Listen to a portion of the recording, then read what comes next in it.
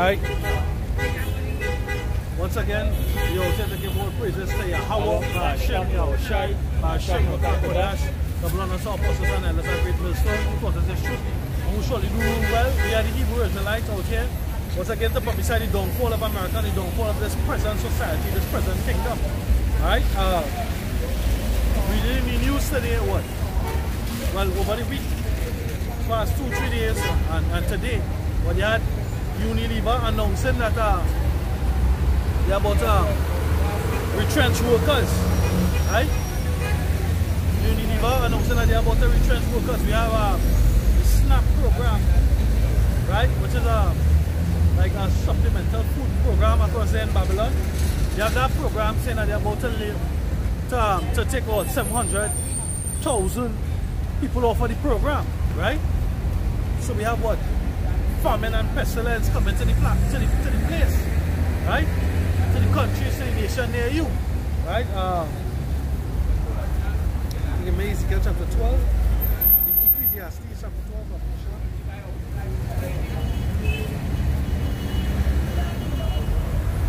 Right? Famine and pestilence is coming.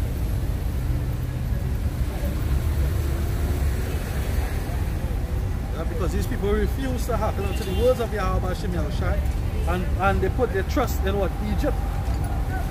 Right? Again, Ecclesiastes chapter 12 verse 3. So, Ecclesiastes chapter 12 verse 3. Saying the day when the keepers of the house shall tremble, and the strong men shall bow themselves, and the grinders cease because they are few, and those that look out for the windows be darkened. Right, they that look out through the windows be darkened. We go back into my real source of the break along this time.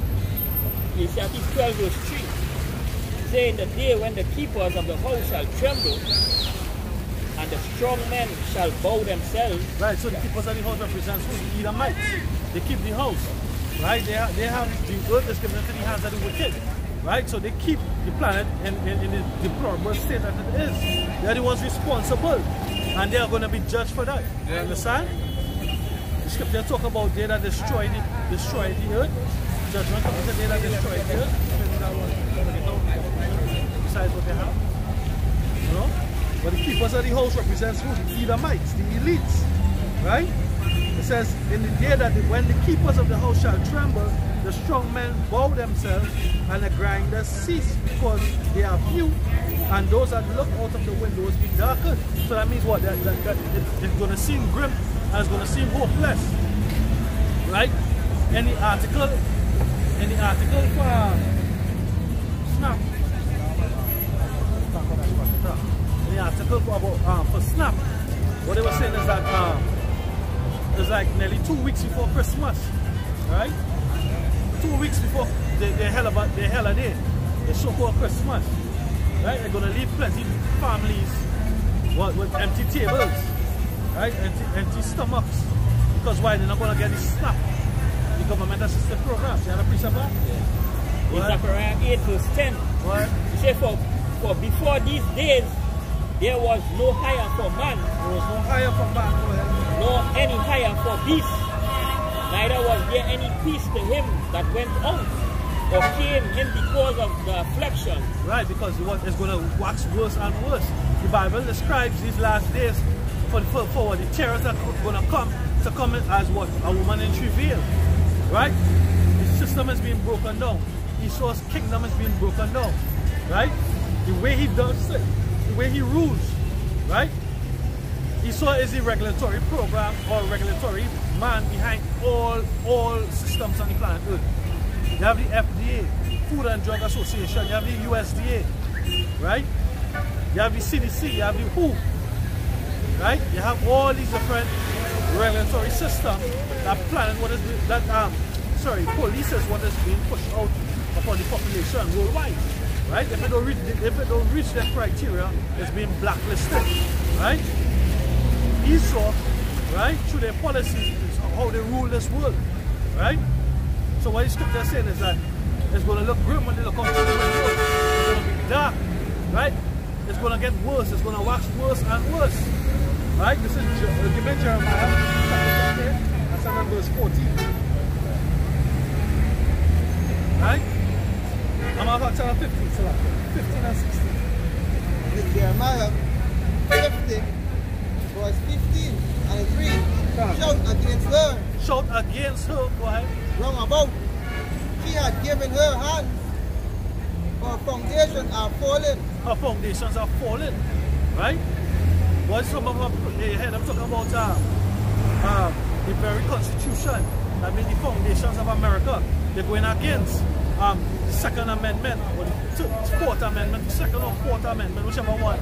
All Americans have the right to bear arms. Right? You had jail help. When they was going through and they were seizing arms. If I'm not mistaken. Jail help. Right? You have Americans, you have foreign nations being trained to come in and infiltrate using urban warfare on the shores of America, right? So we're shouting about what's about to happen, right? A martial law is about to take place, right? Famine, no food is going to be on the shelves, right? The economy is about to collapse. The ships are about to stop sail, right? Because what the ships, how Esau designed the system is that different nations produce different things and when they trade amongst themselves. So when the ships sail, it's a direct proportion, it's proportional, directly proportional with what? With the goods on the shelf. Because not one nation produces all things. For example, Europe is called what? The bottomless pit, because what? They have no natural resources across there.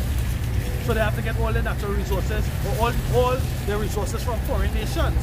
Alright? One of the things that America or the Edomites have done is what? They removed the gold standard behind the dollar, right? And they made something called FRNs, for Federal Reserve notes. Also, they trade by what? The petrodollar. That's why any other system besides the petrodollar is being shut down. That's why they killed Gaddafi. That's why they shut down Saddam Hussein. Right? Gaddafi was printing gold coins with his face on it. Right? Gaddafi was about unifying the African nations. Right? The Edomites don't want to hear that because right now we're in their kingdom, their rulership. Right? They are the wounded beast come back. Right? The fourth beast whose deadly wound was healed. Right? This is the Greco-Roman kingdom. Right? All over again. The feet with the miry clay. Right? Iron mixed with miry clay. Right? This is the kingdom that we're living in. And this kingdom is being broken down.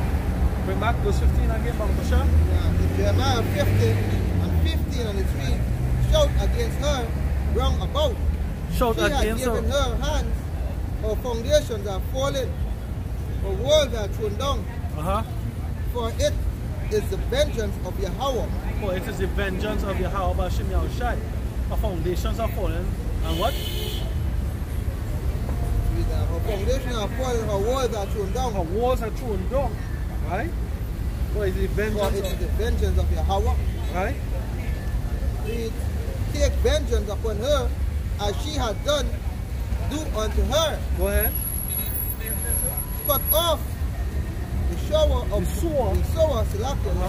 Babylon, and him that handleth the sickle in the time of harvest.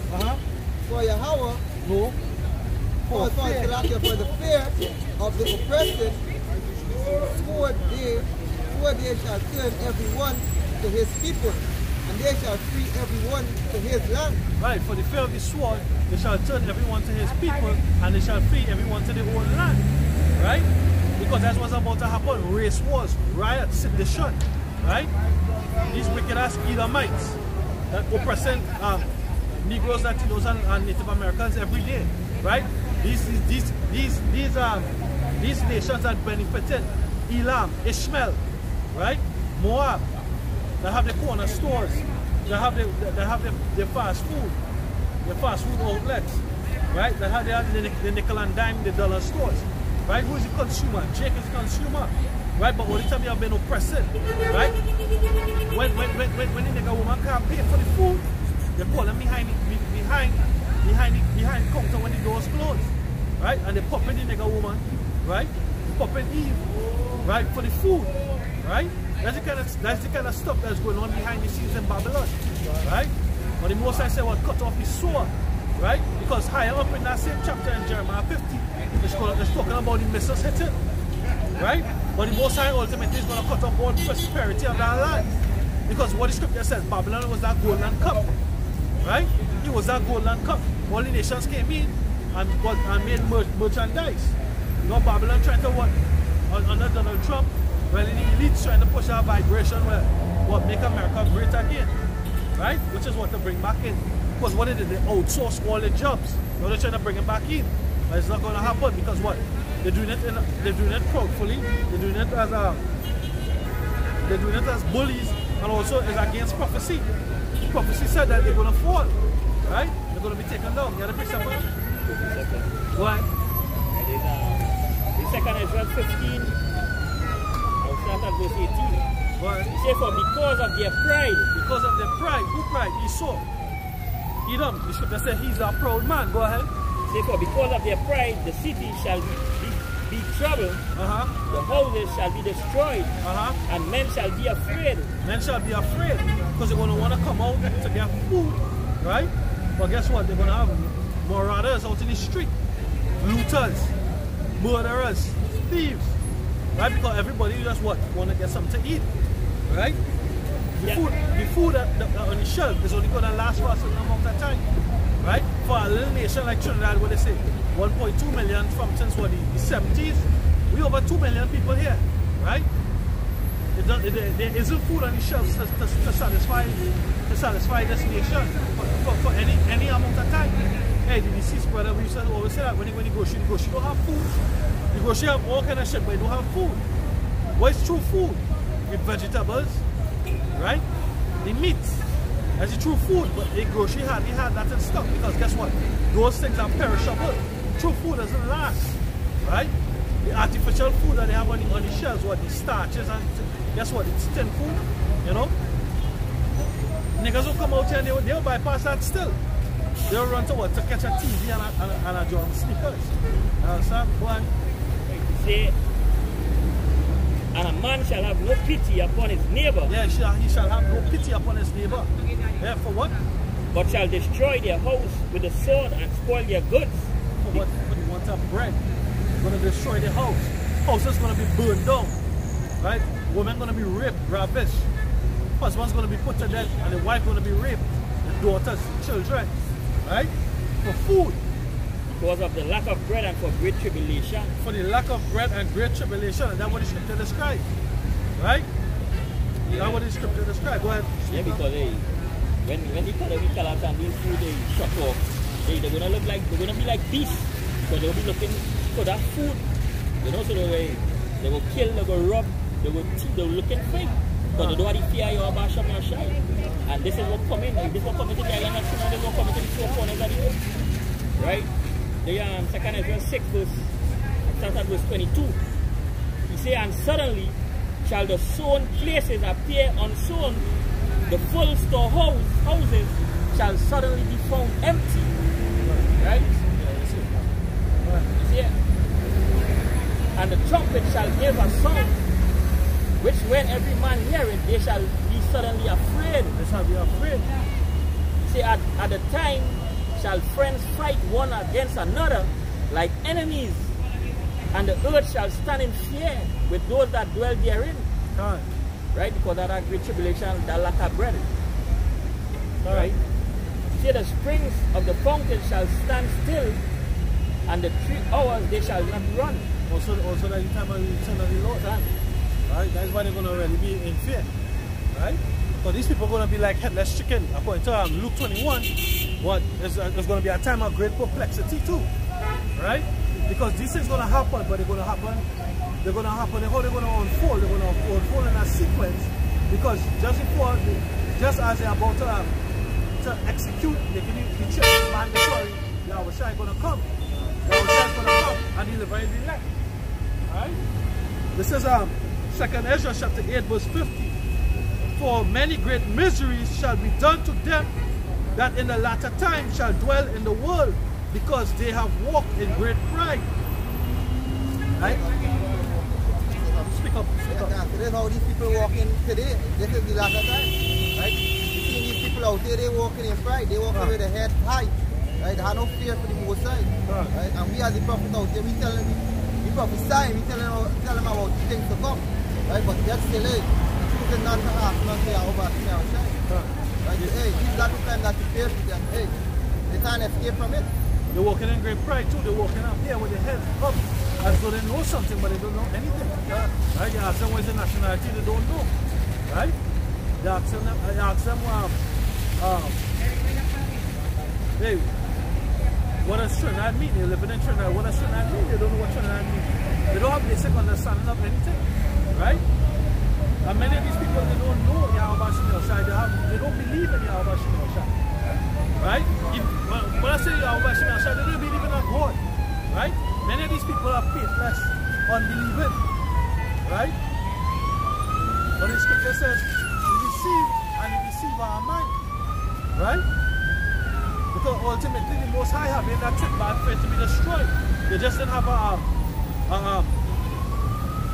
they didn't even have a cameo in the play of life, as to say. Right? There was just an extra. So you're going to be seconds, just how you're seconds in this movie, you're going to be second in the next, which is what the kingdom of heaven. What Israel has next. Right? We have next rulership. The present rulership is the so-called white man whose biblical name is Esau and Edom. Alright?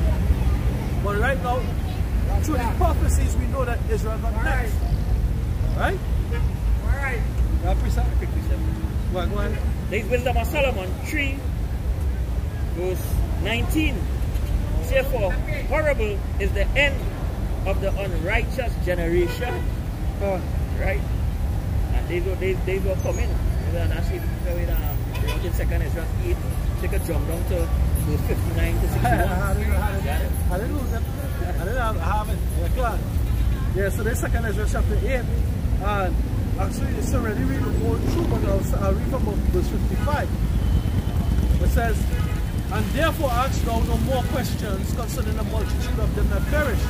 For when they had taken liberty, they despised the Most High, and taught scorn of his law, and forsook his way. So, right now the prophets out here, we're telling you that, hey, what Christianity has taught you, that what, we're in time of liberty, yes, we're in time of liberty, and we're in that time of grace. But guess what?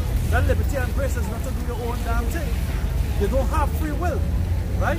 Free will is not what separates us from the beast, right? Because even the beast, when it become evening, when it become morning, they give praise unto Yahweh Shemel Shai, right? Even the beasts, the creatures that come outside at the dawn and at the dusk, what happens? They hear the creatures all giving chime, giving praises, singing. They hear the frogs croaking. They hear the birds chirping, right? The crickets and all, crooning, whatever the sounds, whatever they call it. The sound that the cricket makes. But they all give praise to Yahweh Shemel Shai because they understand they're not of their own. Right? What we were designed, give me Ecclesiastes 12 verse 13.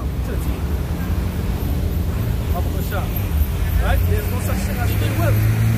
Right? If there was free will, why is there judgment? It doesn't make sense.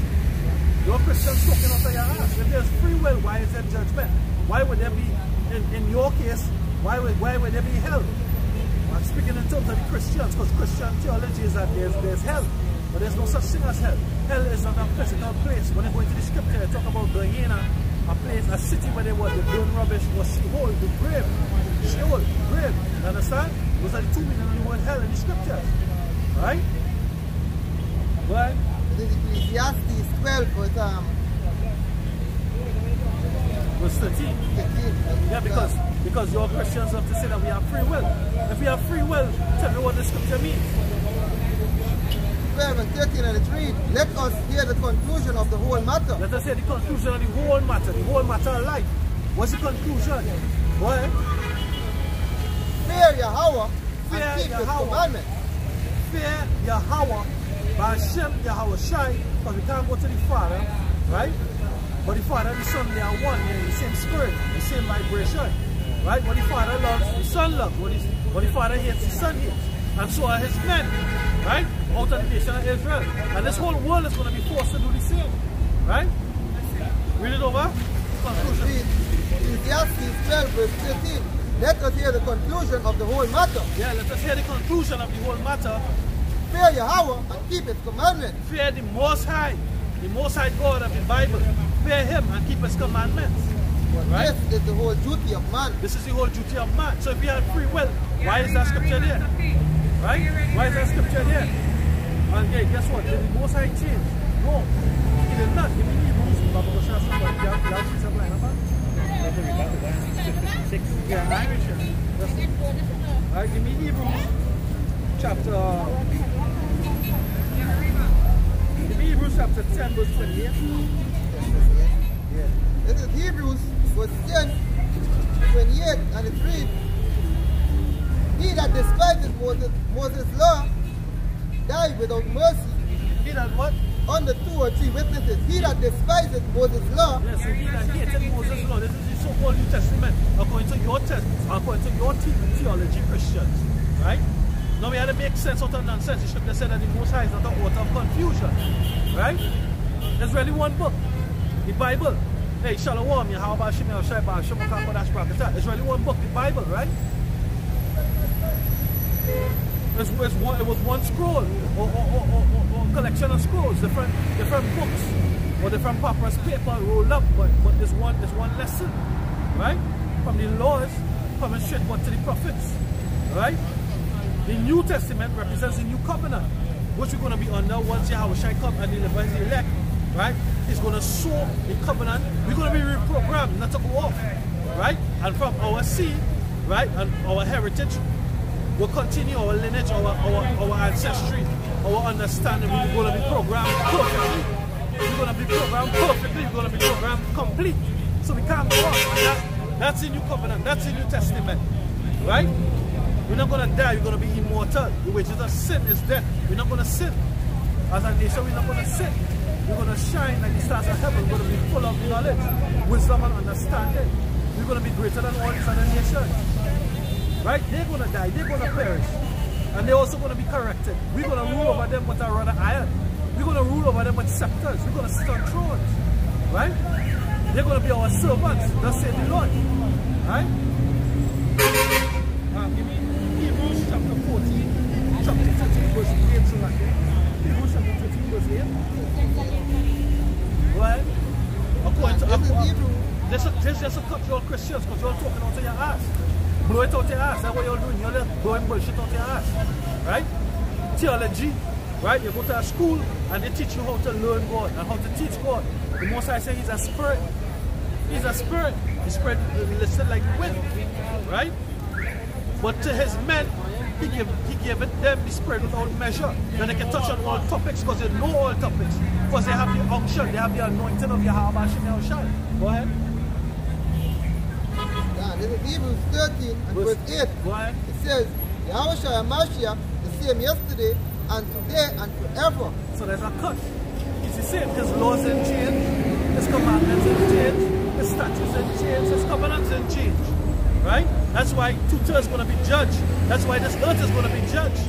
Because you refuse to hearken unto the words of Yahweh Shem Shai. You refuse to reform. You refuse to turn back. You refuse to consider Yahweh Shem Shai. Right? Going back to 2 Ezra chapter 8, verse 56. It says, for when they had taken liberty, they despised the Most High, and taught scorn of his law, and forsook his ways. It says, moreover, they have trodden down his righteous, and said in their heart that there is no power. Yea, that knowing they must die. For as things aforesaid shall receive you, so thirst and pain are prepared for them. For it was not his will that men should come to naught, but they which be created have defiled the name of him that made them, and were unthankful unto him which prepared life for them. And therefore is my judgment now at hand. Yeah, so the Most High is going to judge them because they refused. Because they didn't hearken. Because what? Representing ourselves out here. The scripture says your eyes shall see your teachers, and that's a beautiful thing. You know, the scripture said trust in Yahweh Shem Shai with all thine heart, and lean not unto thine own understanding. Alright? Lean not unto thy own understanding.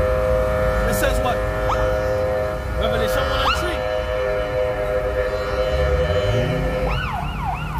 3. Revelation 1 and 3, it says what? Let's see that, read it. You go into these pastors in these mega churches, in these false sanctuaries, right? And they're being seduced by devils, by lesser spirits. All these spirits have to answer to Yahweh Shem Shai, because none of them angels to the left or the right can do anything unless they get the command from Yahweh. You understand? So you go into these spirits, these seducing spirits, of a lesser devils. But the scripture says to the elect, mortify yourself, mortify your flesh to this world. The fashion of this world fadeth away. That's why you have all these different religions, because each religion take a piece of some part of the doctrine, right? And they believe in that, and they streamline, and they're going ahead. They had those factions in the past. They had what? Corey, Dayton, Abiram, right? All these non-believing men. And what happened to them? At the end of them, they were destroyed. You had a preacher part? You had something to say? What? This is Proverbs 5 and 1. My son, attend unto my wisdom, and bow thy ears to my understanding. What? That thou mayest regard discretion, and that thy lips may keep knowledge. And that thy lips may keep knowledge. For the lips of a strange woman drop it as honeycomb. Right, the lips of a strange woman drop it as honeycomb. That strange woman is these false philosophies and doctrine, these churches, these mosques, these mandirs, these where they worship in Buddhism. Hey, idolatry. Idolatry, because some people just be so, their head so far stuck up in their own asses, they're super proud for no reason. Right? They're into the self. I'm self-aware. I'm aware about myself and my condition and my surroundings and all kind of far out, spaced out theories that you hear people having what to come to survive the conditions that are being made. But here what in Israel, right? Hebrew Israelites, what? They get the full doctrine. They understand why we are underneath a curse. Why our people are destroyed? Why our people are the last fire and the first fire? Why our people are disdained? Why our people are looked down upon? Right? Why we spat on? Right? Why we can't get a load? But the heathens can come, not speaking a ounce of English. Right? I can get their what? The driver's license prepared, the liquor license prepared, the spiritual liquor license prepared, right? They can have businesses. They touch the ground running, right? They come from China, they touch the ground running, right? They come from Elam, they touch the ground running. They come from Syria, they touch the ground running because everything is prepared for them. Because these nations are confederate against the nation of Israel from being a people, from being a power, from being a nation, right? That's why you see there's a hardcore move to shut us down, to get us off YouTube, get us off on the World Wide Web, right? Hate speech regulations are. Brother across in GMS Guyana, Brother Garasham was sharing with me earlier on today that they're spreading a policy now. The government looking to bring a policy right now, right, against hate speech in Guyana. We're getting charged. I think if I'm not mistaken, he said like 12,000 Guyanese dollars. 12,000 Guyanese dollars they're going to get charged with for what? Hate speech. Right? So what? Like $50 US. Right? That's what they're going to. So hey, don't get it twisted. Trinidad will get our law just now. Right? We already have an anti-gang law. Now guess what? They create these laws with the Hebrew Israelites in mind. Right? Because there's a mandate that comes from the elites. Right? So they create an anti-gang law. It's just for them now to enact the law. Right? When they see the government, when they check the treasury and the treasury doesn't have enough money, what you see they do? They send the police out, they send the cops out, and the cops run roadblocks. Cops and the licensing officers, they run roadblocks. So what they do? They get back that cash from what? From tickets. Right? They get tickets for a dance they don't really want to go. Right? Now they get back the money. That's the system that's in pit. Give me a Sirach chapter 10, verse 8, Baba Kasha. Now,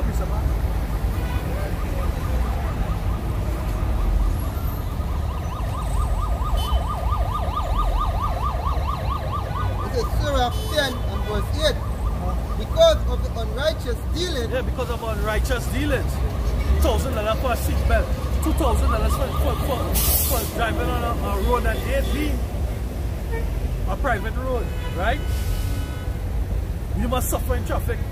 You must slave. You must wake up to slave to go to work, right? Get up 4 o'clock in the morning to reach to the city. Spend 4 hours in traffic, right?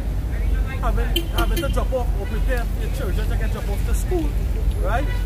To pick them back up, to go back through the evening traffic, rush hour, right? Not be tired, right? Do that for what? 5 days a week, sometimes 6, sometimes 7 days. You understand? That's unrighteous dealings, right? They look off a road and tell you what, this main road that linking east to west in the island that can alleviate so much traffic, right? If you use our road, pay $2,000.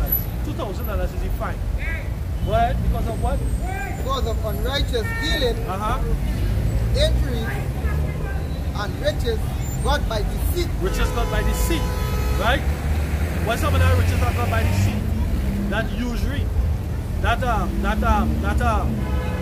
moving away the gold standard, right? Because money was what? Gold, silver, and precious stone, right? Tangible. Fire can destroy money in the days of old, right? But now, fire can destroy money. All the riches can go up in flames, right? But the unrighteous dealing is when the bankers took what?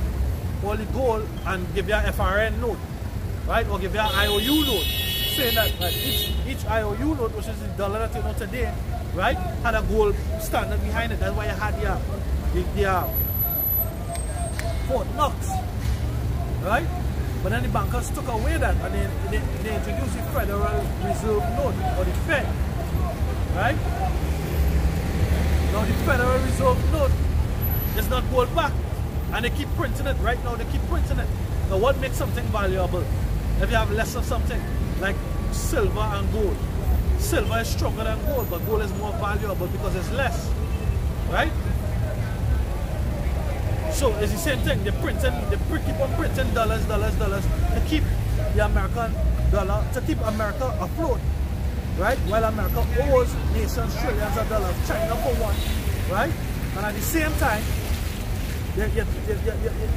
you have sanctions on China, you have tariffs on China, right? Same thing you're doing to Venezuela, same thing you're doing to Syria, same thing you're doing to what? To Iran, same thing you're doing to Iraq.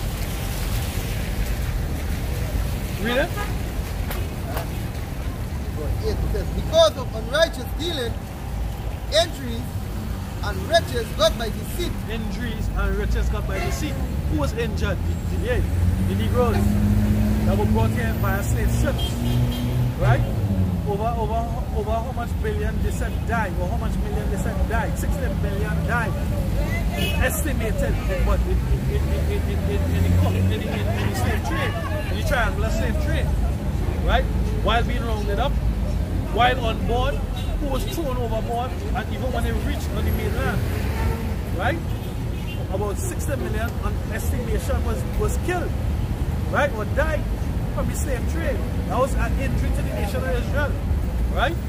You took our nationality, our heritage, our language, our culture, our power. Yahweh Bashim Yahushai, and he hid that from us. That's an injury. That's a hurt. Now we can call back on our power to get what? Deliverance, to get help. Because the only way, the scripture says what? The only way you can spoil a house is if you bound the strong man. Right? And the only person who's stronger than the enemy is who? The Most High. Because actually the Most High put his curses upon us. He kept good on his word, which he said if we had kept his covenant and his commandments, we would have been blessed. But because we broke it, we had been cursed. Right? And we became low, and a strange nation came and took us over, and that was who? The Edomites. Right? But when the time for our captivity to be over, you didn't give us back. You didn't give us back you didn't give us our liberation. You didn't give us our freedom. You didn't give us back all the things that they stole from us. Right? You didn't show us mercy. You didn't show mercy to the aged. He didn't show mercy to the widow. He didn't show mercy to the little children. Right? All these 6 months was done unto us. That was an injury. And Yahweh Hashem is about to repay you for that. Right? That's it. He had kept his wrath forever. He had kept his wrath forever. Perpetual hatred he had. Why? Right. Yeah, that's exactly. Well, Hosea 12, verse 7, we were talking about, he's setting up all the rules, to give back that money, See, he is a merchant of balance, of deceit in his hands. He loveth to oppress. Right? Yeah. They them, they the system with a hand on him. Because, hey, you be seeing it, officers them, right? Hey, even when I'm on these street vendors was selling to make an honest living, right? They getting taken down, getting charged, right? And seeing the enemies, them setting up big businesses, and they do them not, even the Elam, them was selling doubles. You see, they don't tell them nothing, but the Israelites, the sheikhs, are selling it, they take them down and want to charge them. Yeah, these officers, they hate their own people too. They hate their own people too.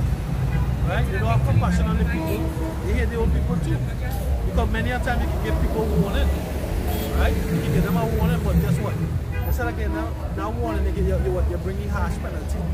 Harsh is not the penalty one time. Get them a fine that they probably they might even make that money for the week. You understand? And the only way they can pay them tickets on them is by making money. Right? But the sales and tickets. But when you find out what happened now, you see, because now is the time for the heathen. For Christmas, Carnival, all these different things. But for the heathen, this is how the heathen make money. And when they go to Revelation chapter 18, it speaks about them wailing, right? These nations wailing because they were merchants. You go into that, Revelation 18. Right? This is Habakkuk chapter 2, and I'm going to start at verse 4. For behold, his soul which is lifted up is not upright in him, but the just shall live by his faith. Yea, also because he transgressed by wine, he is a proud man, neither keepeth at home, who enlargeth his desires hell, and is as death, and cannot be satisfied, but gathered unto himself, unto him all nations, and heapeth unto him all people. Shall not all these take up a parable against him, and a taunting proverb against him, and say, woe to him that increaseth that which is not his. How long? And to him that laid himself with thick clay, shall they not rise up suddenly that shall bite thee, and awake that shall vex thee, and thou shalt be for booties unto them, because thou hast spoiled many nations. All the remnant of the people shall spoil thee, because of men's blood, and for the violence of the land, of the city, and of all that dwell therein. Right? So judgment is going to come upon you, Esau, Edom. Right? Look at Revelation chapter 18.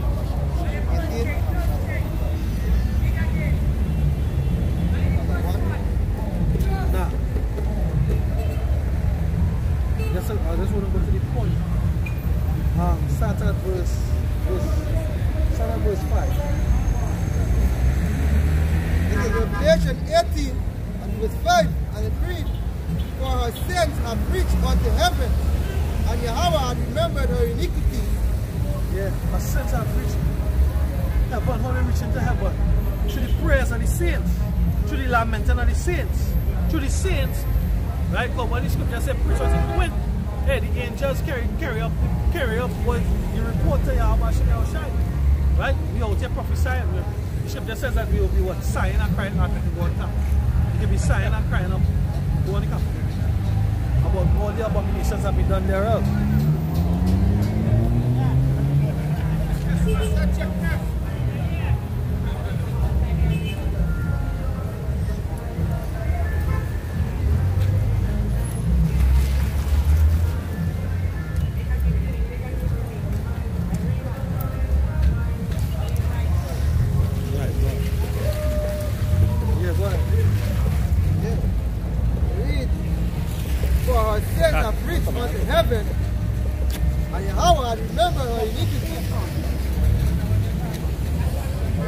Reward her even as she rewarded you. Reward her as she rewarded you. will she reward us? Oppression, constant debt, right? Taxes, right? Hey, no rest, you know? Hey, our brother was doing that video, he said what? I think it was brother Michael Alla from out of LA, he was saying that, yo, he was going to negotiate, he saw like Jacob, that's at 20 and 22, there's oppression, right? You're mad out here in the streets. You have the Native Americans drink anything with alcohol in it. Nail polish remover, right? The sniffing glue. Oh gosh, as I said that sitting on board in Brazil, you have the favela, the slums across there, right? We oppress poor ones like planet Earth because it's what designed the system to oppress us. That's right. The food that we eat is degenerative and not reproductive, right? Our immune system, we were meant to live, right? The food doesn't bring forth nourishment because what? You break the land Sabbath.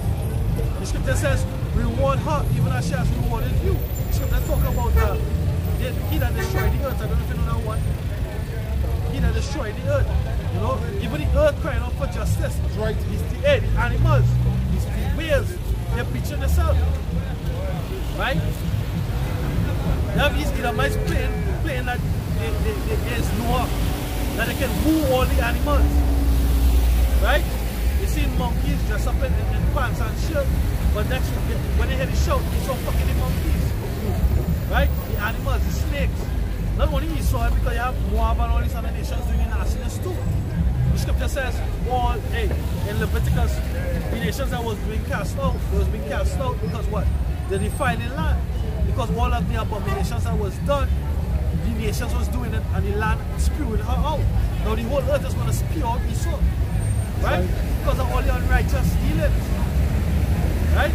Because of all the treachery and the wickedness and the witchcraft. Right? The book of Revelation, chapter 11 and verse 18. And the nations were angry, and thy wrath is come, and the time of the dead, that they should be judged, and that thou shouldest give reward unto thy servants the prophets, and to the saints, and to them that fear thy name. Yeah, our reward is coming. Those that fear Yahweh's name, the 1/3 and the 144,000 the elect. Right? They're going to be rewarded for their belief, for their faith, and for standing up stiffly against Esau. Right? And believing and trusting in Yahweh Shai, the one who is mighty to save. Because we're going in a time that we're going to need salvation. That's what we started off with. Grinding, ceasing, jobs shutting down. Right? Hey, it's in the rumor mill. Right? Because the present government, what they did, they shut down our petrol train, and they retrenched workers from TST, that's the phone company. It's in the air that if they come back into power in the 2020 election, right? Next is WASA, the Water and Sewage Authority.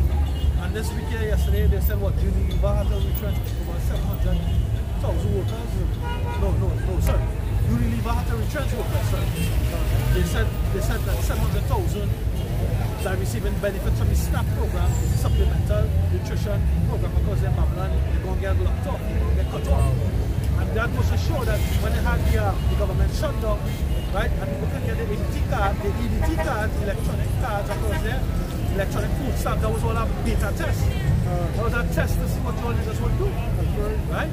Some of y'all was like, y'all wasn't worried. Some of y'all was crying for Esau to open back up the government so they can get your food, right? But guess what? It's coming at you times 10. Hell is coming at you times 10. Bad times, you're going to know that you're in hell. All you're going to know that you're in hell. Right? All your middle class, upper class gym, 2/3 sellouts. Right? You some poor niggas that eating a little bit over the master plate and think that you're okay, that you're cool. Right? Most high about to show you that you're not okay, you're not cool because you're not right with your power. Yahweh Shemel Shai, you repent, you turn back to him. So judgment about to rain down on you, right? And then all these philosophies that you're caught up in, that sedated you, all your religion, all your beliefs, black power, freedom to black people, Black Lives Matter. black consciousness. Black means dark, void of knowledge, void of light. And what black means? Religion. The Most High didn't create religion. Right? The Most High created laws, statutes, and commandments for his people, the nation of Israel, to follow. The Most High created order. Right? Because without order there's chaos, and this is what we're living in. Baba, chaos, confusion. Right? This is not the kingdom of heaven. This is not the kingdom that the Most High promised. Right? And there ain't gonna be no rest. The scripture says when they say peace and safety shall come, but sudden destruction. And that's what's about to happen, sudden destruction. Right? Just like how they in Bahamas, they came upon them suddenly, a category 5 hurricane. Right? Within the hurricane was one tornadoes. The Most High made a clean sweep. The scripture says that the Most High, they shall be visited of the Most High by storms, tempests, earthquakes. Isaiah 29 and 6. But your people don't consider. Right? You better read it. 2 Ezra chapter 8 verse 56. Right? Your people don't consider the Most High at all. There's not at all in your thoughts. Except when danger comes. Except when trouble touch your doorstep. Hey, he can be a faggot and she can be a lesbian. And they can be into pedophilia, wanting to touch me and mine. That's being selfish and that's being evil. Right? The scripture says, all scripture is given by the Most High for reproof, for correction, so that a man of God can be thoroughly furnished. Right? Homosexuality, lesbianism, pedophilia, all these things, bestiality is wrong. That's right. And it's disdained in the eyes of the Most High and his men. It is an abomination. Right? But this is what these are the principles that this world goes by. Right? It ain't fun unless you always have some. So it's orgies. Right? It's homosexual casting to be a top actor. Hey, Big Rames, he didn't get in position on Mission Impossible because he looked good and he has a brand called Stacey Adams. Stacey Adams shoes, belts. No, Big Rames get a role, that chick role because he's a faggot. Because he bent over. Same as Will Smith. Everybody know Will Smith for Fresh Prince of Bel-Air, but he acted in the next role. The first role before that, he got popped in his ass by a white man. Right? Look it up. Will Smith got popped in his ass by a white man. Then he turned out his son. He turned out his son for the whole world to see. He turned out Jaden Smith. Right? Been kissing on him and all them different shows, Oprah and whatnot. Kissing him on the lips, turning him out. Now he's a fucking effeminate faggot. Right? And Willow is a whole ass male. You understand? That's what they do. What will a man give for his soul? He gain the world and he loses his soul. Right? What they say in Scarface? Enough of them like to watch Scarface. I try to emulate Scarface. When he say the world is yours, it was on the blip. Right? The world is yours. Right? This world is Satan on. Right? The world to come. You know, Yahweh said so. This is St. John chapter 8.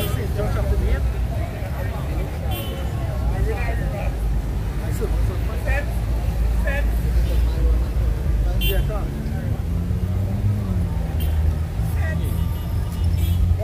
St. John 8:23 is a good one. I think that I want to myself to fight. It says,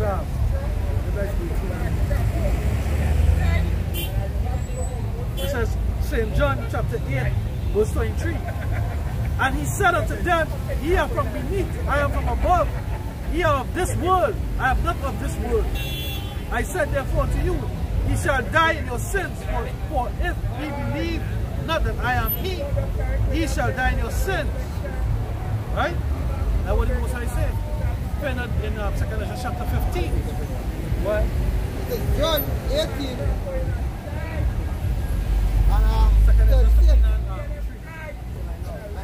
And Yahweh answered, my kingdom is not of this world. Yeah, the Most High's kingdom is not of this world.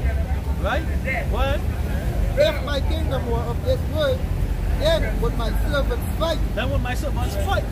But we're not fighting. But Esau's going to say that we fighting. Esau's going to say that we hateful, that we carry guns. Because they set up what? Agent provocateurs. Because they set up what? COINTELPRO. Because they set up what? They set up sleeper agents amongst the camps. They set up simple jig to portray themselves with guns. You have that Pastor Dowell preaching and teaching, right? Bringing out certain facts, right? But in the background, you have arms. You have arms. He behind arms. You have ISUPK. You have these groups. You have Black Unconsciousness. You have full like going on shooting up the Bible. You have ISUPK training first with shooting. You have IUIC marching military type through the streets, 800 men strong. You understand? So he saw the infiltrate and it's set up. Right? It's set up. They work on the weakness of the men. That's what we can't fight. The true servants of Yahweh Shai is spiritual men fighting a spiritual battle. Right? And fighting a spiritual battle, we fight with words. Because the pen is always mightier than the sword. And if that will make Yahweh Shai powerful, Yahweh Shai is powerful because what? He prophesied the end and the beginning.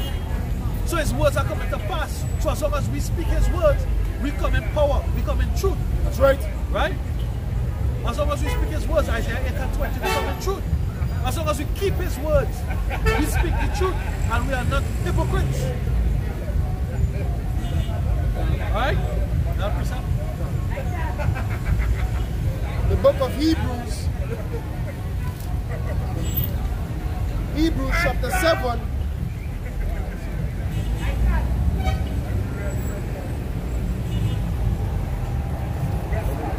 Alright, this is Psalms 1-7. I'm going to start at verse 7. Alright, go ahead. The book of Hebrews chapter 4 verse 12. For the word of the Most High Yahweh is quick. It's what? Is quick and powerful and sharper than any two-edged sword. Yeah, it's quick and it's sharper than any two-edged sword. The scripture says what? The word is the spirit, and the spirit is what? Quicken. And the spirit that quicken it. That's why these Christians, they're getting cut, and they're getting cut, they're being wounded, and there's no plaster for their sword. So they keep coming back. But the Most High blinded them, so they're not going to get it. The Most High didn't come for the whole world. The world that he said he come for was the cosmos. And the cosmos was that group of society of homogeneous people. Right? That people was guided by a certain law. Them laws was given to who? Only to Israel. If you can't get that, that's basic milk. Right? Hey, guess what? When that baby growing up, where you get them? You get them something called what? A formula. Right? We have the formula to life. Right? We have the formula to life. Know who this Bible was speaking about. Who it is speaking to. What is their nationality? What is their language? Who is their power? We have the formula. And if you refuse the formula, you refuse their life. This is Psalms 107, verse 10 and 11. Such as sit in darkness and the shadow of death, being bound in affliction and iron, because they have rebelled against the words of Yahweh and contempted the counsel of the Most High. Yeah, you rebel against the words of Yahweh, Hashem Yahushai, and contempted the counsel of the Most High. We are the counsel of the Most High. The scripture says, your eyes shall see your teachers. I will give you pastors according to my own heart. I will feed you with wisdom, knowledge, and understanding. You understand? So you refuse the counsel because you want to stay, right? It's either you want to stay in this filth, in this oppressive state, and nevertheless, if you want to stay in this oppressive state, it's because you're wicked and it's selfish, right? Because you benefited, because the pastor, you fucking the pastor, but the pastor giving you some kind of benefit, right? Or something for making your trial or your journey through this oppression and alleviating your pain, right? Somewhere or somehow. But guess what? The others will not be alleviated by church or some other doctrine or somewhere. When they're out on the street, either homeless, or they are the bottle, or they are the go-go bar, taking it out carnally, something. Right? But the comfort of the man of the Lord is what? The words of the Lord. And we telling you that the words of the Lord are true. And they must come to pass. Because he said he's not as man that he should lie, neither the son of man that he should lie. Right? Esau's kingdom is coming down. Yes, man? Well, see, this is the theory on that basically, you know, coming to save the world. We had the word, we had the laws, statutes, and commandments of God. Right? This is Proverbs chapter 6 and verse 22. It says, for the commandment is a lamp, and the law is light, and reproof and instruction are the way of life. Yeah, instruction is the way of life. Now guess what? We're not saved by the laws. And that's something very hard for people to conceptualize. We are saved by our faith in Yahweh Shai. And we show our faith in Yahweh Shai by what? Keeping the laws, statutes, and commandments, because we understand that they are His words. They are His guidelines. They are His schoolmasters. Right? They are the light.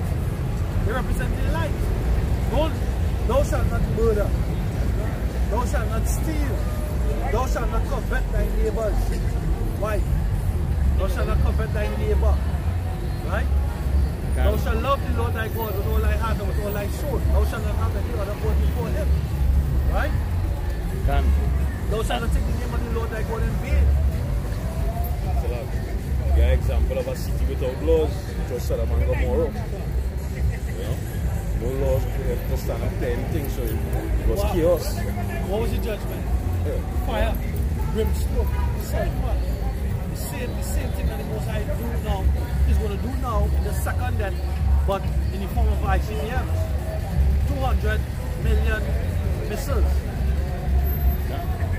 The scripture said the same must know it after death by pain. Same must know it after right? death by pain. And where is faith? Right? By we will see the righteous act, that is faith. Right? Because the Most High gives straight commandments to such as came. What we should do to live. And what we should do to avoid punishment. So to avoid punishment is to keep your Basham Yoshai commandments. If a general give out an order or a command and you go against it, you're going to get court-martial. You know, it's a penalties you got to pay for going against the word.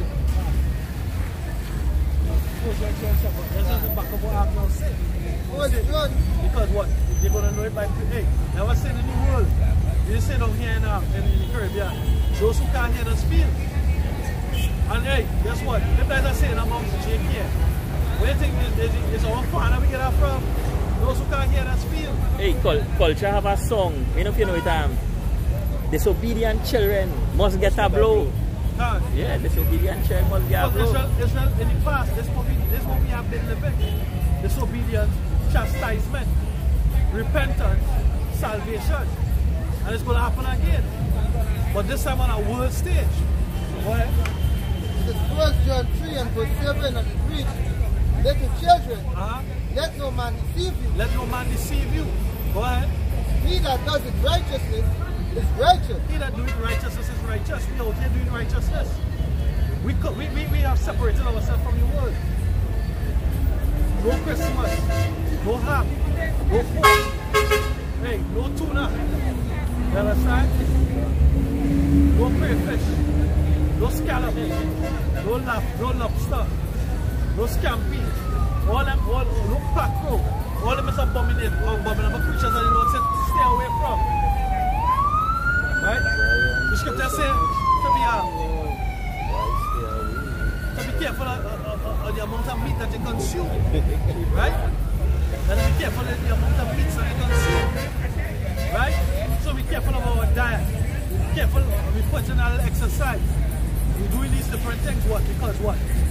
We separating ourselves from what? The wicked conversation of the two-thirds. Right? Because all is about adultery, lust, and a host of wicked abomination. Right? So he that doeth righteousness is what? Let the children let no man deceive you. He that does it righteousness is righteous.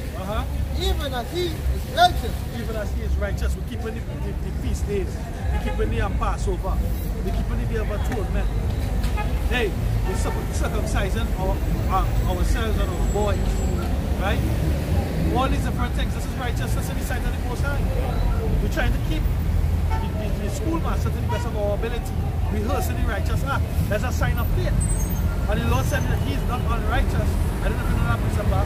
He's not unrighteous to what? To forget the labors of love. The book of Hebrews, chapter 6 and verse 10. It says, for the Most High Yahweh is not unrighteous to forget your work and labor of love, which ye have shewed toward his name, in that ye have ministered to the saints and do minister. In that ye have ministered to the saints and do minister. Spell a minute.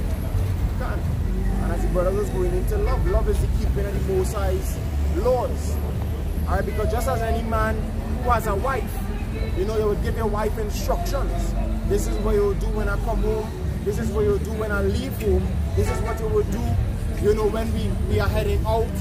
You know, you lay down the ground rules. And that's what the Most High had done to the children of Israel, which is his wife. We are espoused, we are married to Yahweh Ba'Shem Yahushai. Scripture says what thy maker is thy husband.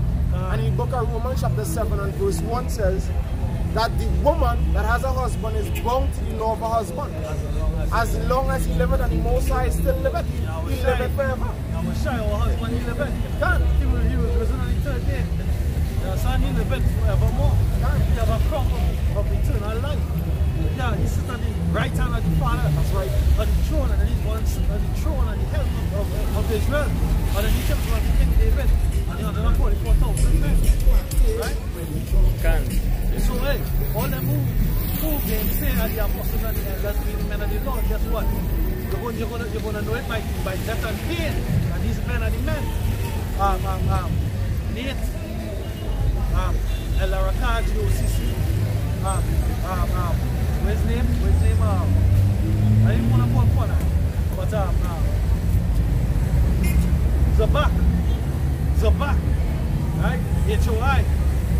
All these men, you're going to know, you're going to fall in place. Hey, guess what? High Priest Arya, he's going to come outside. He's going to come outside. Right? If not before, after, but he's gonna sit in his rightful position. Right. Because he did a great work for Yahweh Shai. So he's gonna maintain his position. High Priest Arya, High Priest Yaquab Salakia, King Marsha, King David, he's gonna come back, he's gonna have his position, everybody gonna have their position. But guess what? The same way the righteous gonna inherit glory, is the same, as promised, is the same way the wicked, they're gonna receive their reward. That's right. Bishop, yeah. This is 2 Thessalonians 1 verse 6 and 3.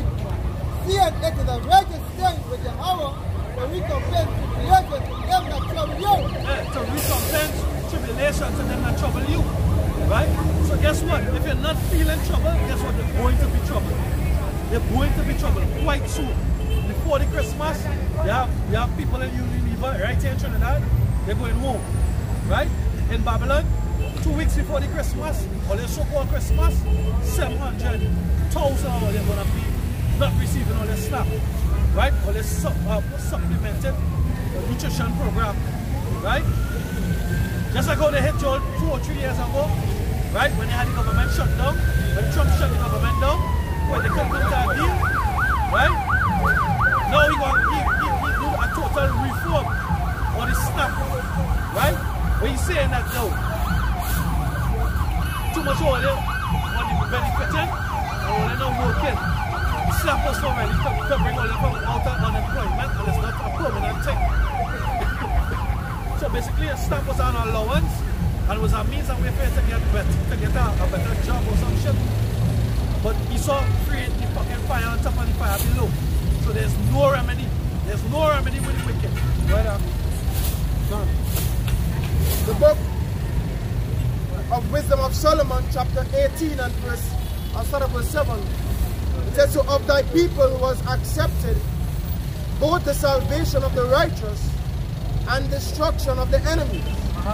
For wherewith thou didst punish our adversaries, by the same thou didst glorify us, whom thou hast called. Yeah, because we're going to be glorified. We're going to be glorified for all this work, for all this time spent, for all this hardship, for the trials and tribulations that we're going through. Financial demons, no money in the bank, right? Hey, by you not having money in the bank, right? And all you have is your brotherhood to trust on and build a bond and a relationship. Because you have to trust in Yahweh Shai. He said, lend unto your brother, lose thy money for thy friend. Right? If he don't pay her back, the Lord gonna pay her back. And overall, hey, that's karma. The Lord teaching them karma by force. Do unto others as you'll have them do unto you. Right? Live good. Shabbat or something, live good in your neighborhood. You understand? Live good. That's what the Most High showing you. Right? But when we get glorified, at the same time, why are we going to get glorified? Because we are part of the glory of Yahweh Shemel Shine. We are the heralds. We are the men who saying out here that this destruction is coming. Martial law is coming. Right? Hard times coming. Evil times. Bad times. No food on the shelf. Imagine men who have families of 5. Hey, a family of 1. If you can't feed that one child and a child crying for hunger, there's nothing you can do to feed, have nothing you can do to save, have nothing you can do to deliver. Right? You in doubt, because guess what? The elect not gonna be in doubt, but 2/3 gonna be in doubt. But you're not gonna know where your next meal gonna come from. You're not going to know that, you're not going to be sure that when they step outside there to go look for something, they don't get killed or chopped down in the street. As it said in 2nd Ezra chapter 15. Right? The life going to be weighing in the balance. They're going to be in doubt. Nice way of faith. Your faith going to kick in. But for the elect, we're going to be saved because the Lord already said. He already said, my servants will eat. He already told us how we're going to eat. Half of a hen. He already told us, he already broke it down. We're gonna eat. Right? All what you see they have up in store. Hey, them rich people up in Goodwood Park in Balsane, and hey, in Hollywood, California. Right? You know, hey, in Long Island, wherever they may be, rich in Babylon. All those who have pantries, who have underground cellars. Right? Wine city, wine, whatever it is. All them villas. All them things is his, right? He said, my servants will eat. My servants will eat. But the rest they're not gonna eat. They're gonna be their life gonna be in stress. Go ahead, in Revelation 2, start at verse 25. You know we talking about it. Step back. Right? That the Most High not going to forget the works we do in fame. Right? We will get rewarded. Right? So we got to hold fast, to this until the end. Right? In Revelation 2, start at verse 25. He said, but that which ye have already hold fast till I come. That which ye have already hold fast till Yahweh shall come. Go ahead. He said, and he that overcometh and keepeth my words unto the end, to him will I give power over the nation. Well, we have the understanding of prophecy. We have the names Yahweh, Yahweh Shai, Harakakodash, the Holy Spirit, the Spirit of understanding, the Spirit of truth. This is what we have. Right? We have righteous works. Right? We have charity amongst brethren, charity available for much sin. Right? These are the things that we have. We have brotherhood, we have fellowship. Now we have repentance. We have repentance. The doors of repentance are still open. We have repentance.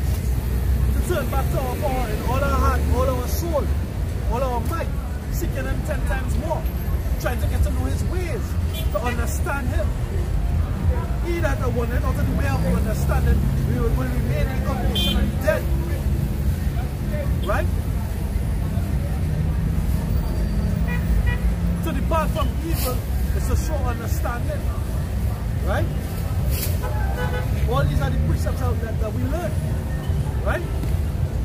But for the wicked, they're going to be judged. The scripture said to the elect, only with thine eyes thou shalt see the reward of the wicked. But for what? For the 2/3? And the rest that do wickedly? What's going to happen to them? They're going to be burnt up. They're going to be burnt up. They're going to take part in the judgment of that war. Anyway, we're reading Revelation chapter 18. Remember, you take over.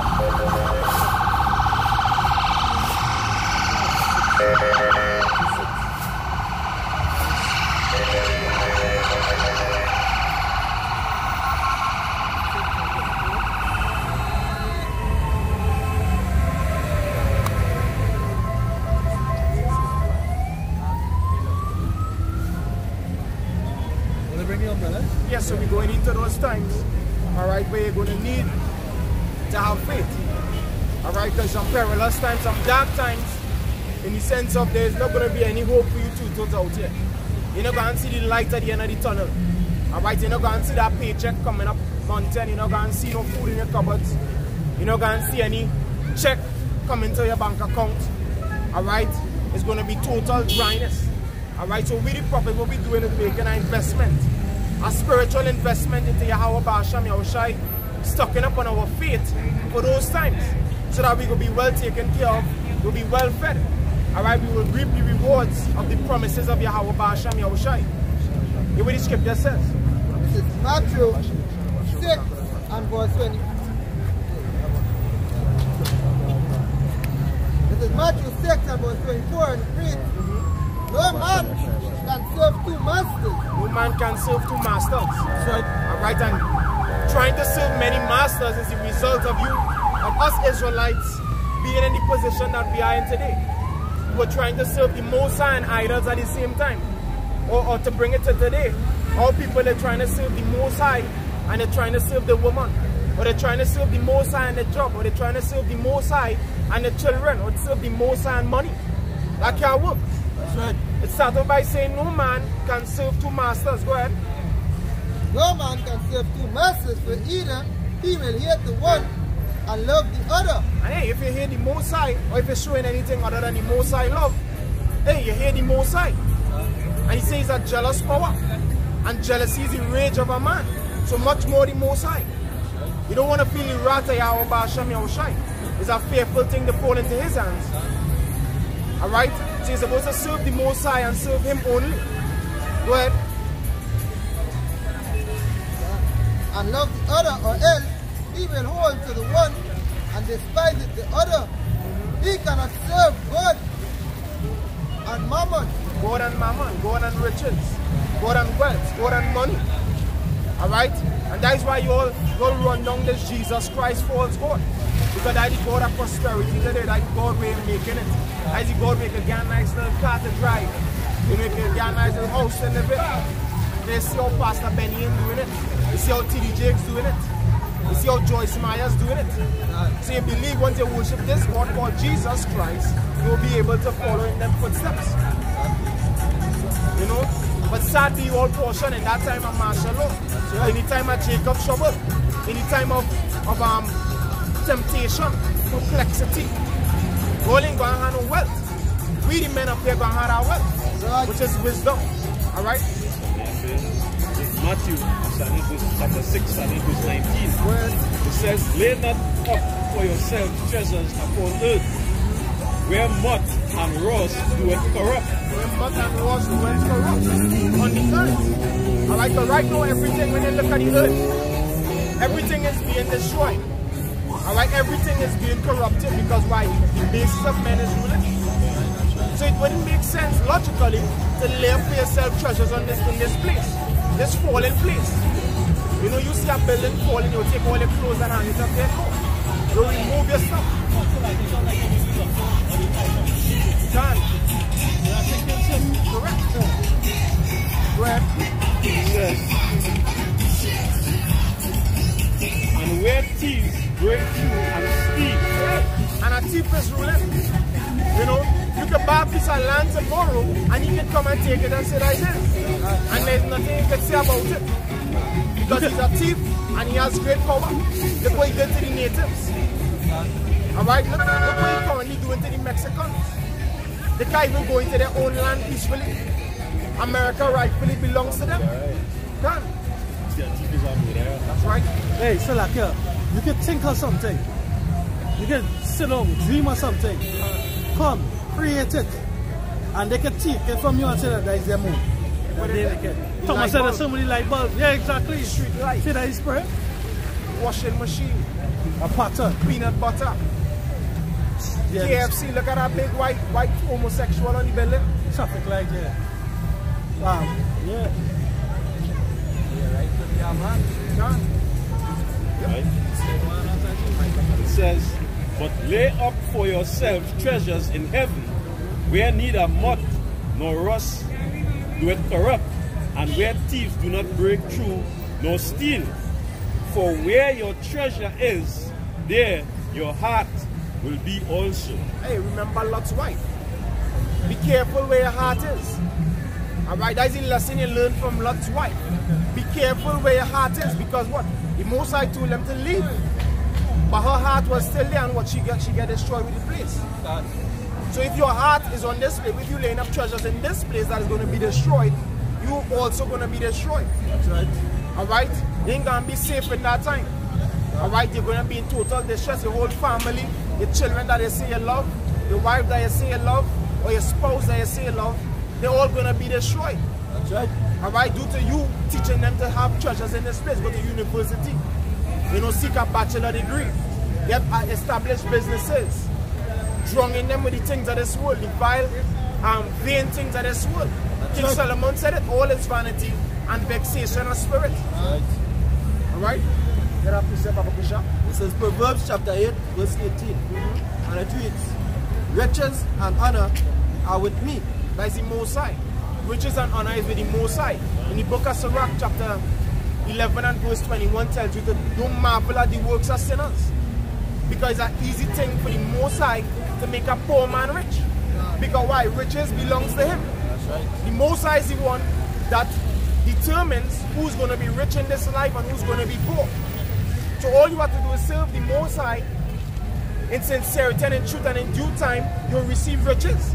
What the scripture says, humble yourself under the mighty arms of Yahweh Bashem Yahushai, and he will exalt you in due time. Right. All you have to exercise is patience, the quality of suffering. I was hearing something in our maxi going on today. It says suffering is the true fertilizer for greatness. It's a fertilizer for greatness, the root of greatness. That's what it says. What is it? Suffering is the best fertilizer for the root of greatness, or something like along those lines. You know, and it makes sense. It matches up with what's going on with us right now in this show. We're going through the suffering, but that fertilizing us. You know, fertilizing the root of greatness that is within us.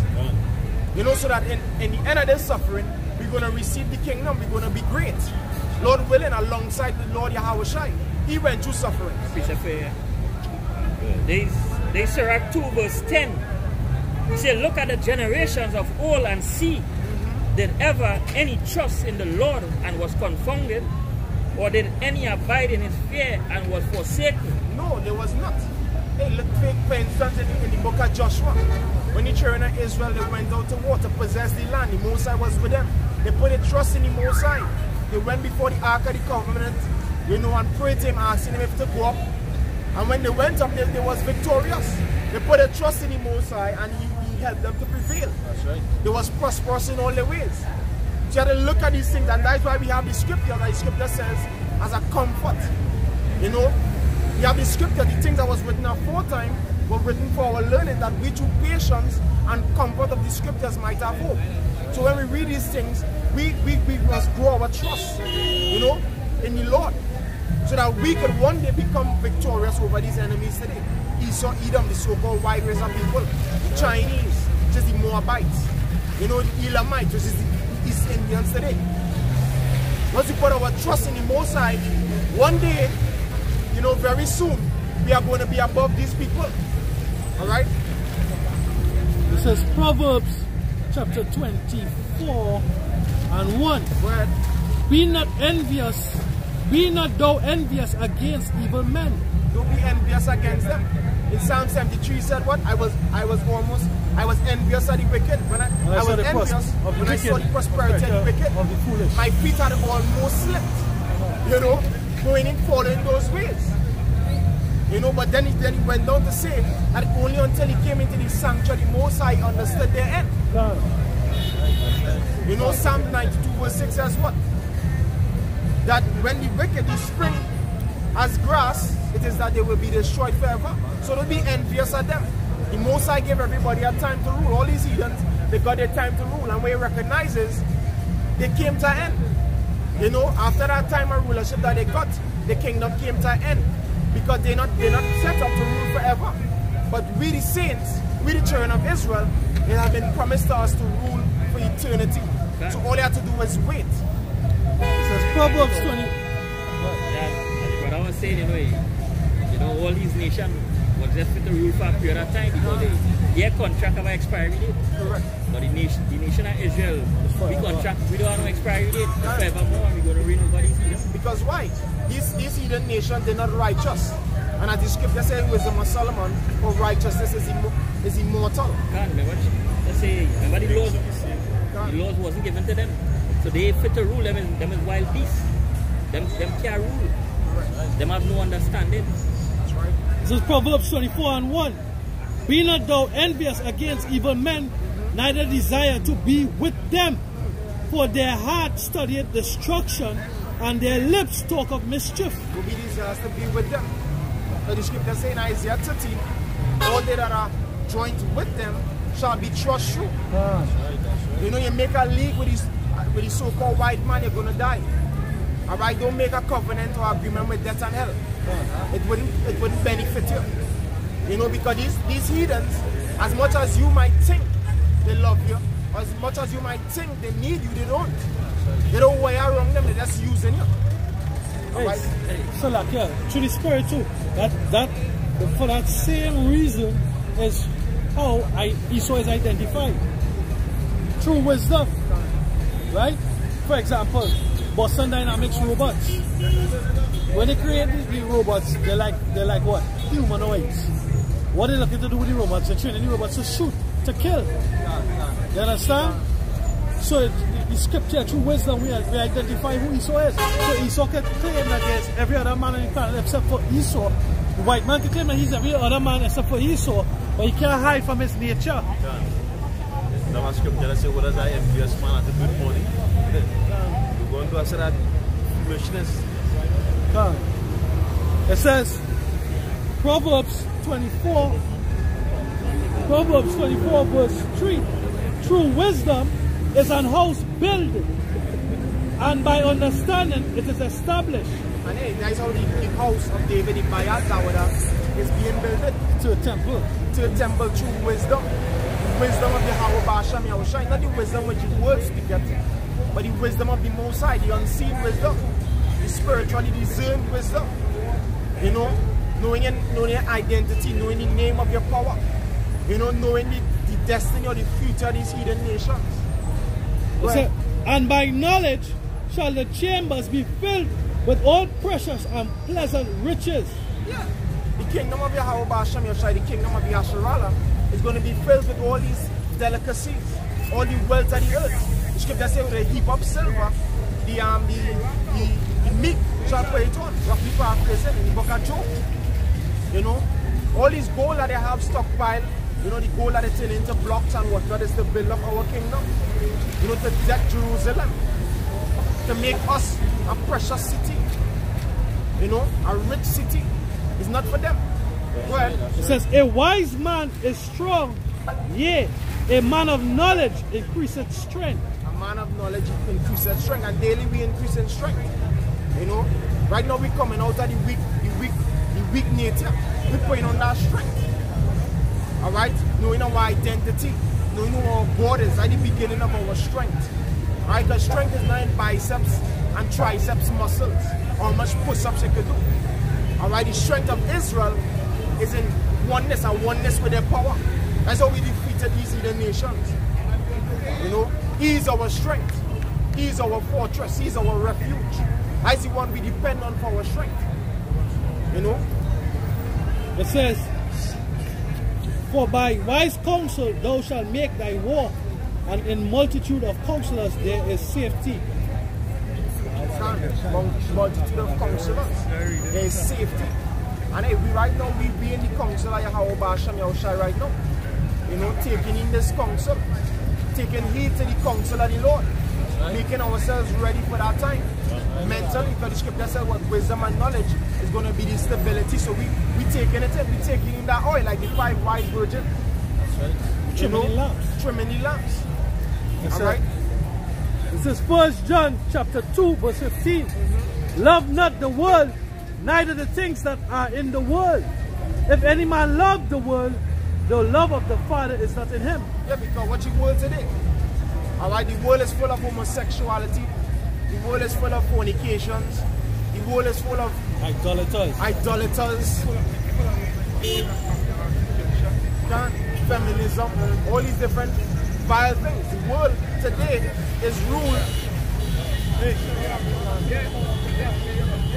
The world today is ruled by the prince that had nothing with Yahweh Shai. You know, the anti-Mashiach, Esau, Edom. So once you love this world and you become a partaker of this world, you're going to be destroyed.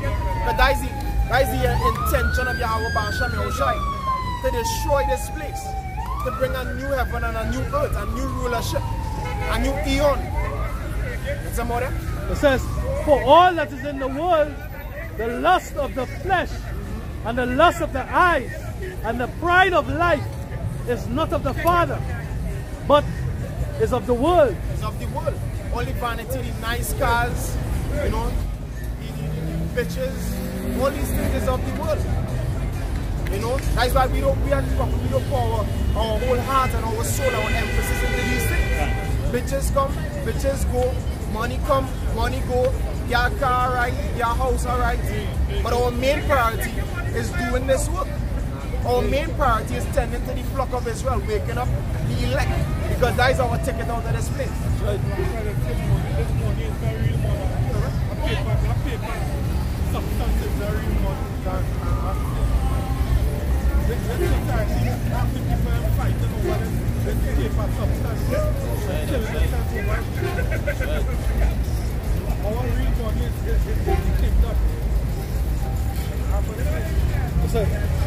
And the world passeth away, and the lust thereof. You see that? The world passeth away, and the lust thereof. So because you holding on to this world, you're going to pass away also. And you're going to pass away, as the brother was quoting earlier, you're going to know it by death through pain. You know, pain and suffering. Many of you are going to go through that famine. You know, and the scripture says, they that die of the sword, in Lamentations 4:9, are better than they that die of famine. Because in that famine, you're going to pine away. You know, you're going to see a rib cage showing. Look what's going on in Haiti. Take a good look. Go on the internet. See what's going on in Haiti. How them children looking. You think they're enjoying them mud bakes? When they do a research, because you just have to keep itself. It's happening for the you really just end up showing that is the worst kind of death. The worst kind of death is when you're suffering and they flee from you. Those are big death flee from you and you're suffering to death. Just say, man shall long for death and know that shall come. Eh? Yeah. Most I trap that spirit in that body, to feel that pain. Yeah. That is feel pain in that body. I said, verse 17, and the world passeth away, and the lust thereof, but he that doeth the will of the Most High abideth forever. He that doeth the will of the Most High abideth forever. Hey, and whether we go to sleep or not, hey, we're going to abide forever in the kingdom. Alright, when the Lord returns and brings the kingdom, alright, bring New Jerusalem, hey, we're going to live forever, we're going to be immortal. Alright, but all these heathen nations, they're going to experience hell. They're going to experience continuous death. You know, they're going to experience continuous torment. They're going to receive double of what they've done to us. Because Esau have you all out here so. It's Esau have all they going to school every day or every week and all they can't reach no way. It's Esau all they working so hard and all they can never have a full cupboard.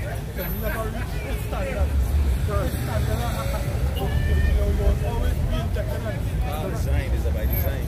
Yeah, by design, you'll always be in that decadence.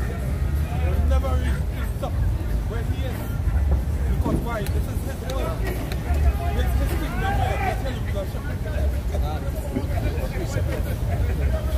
So, let's have that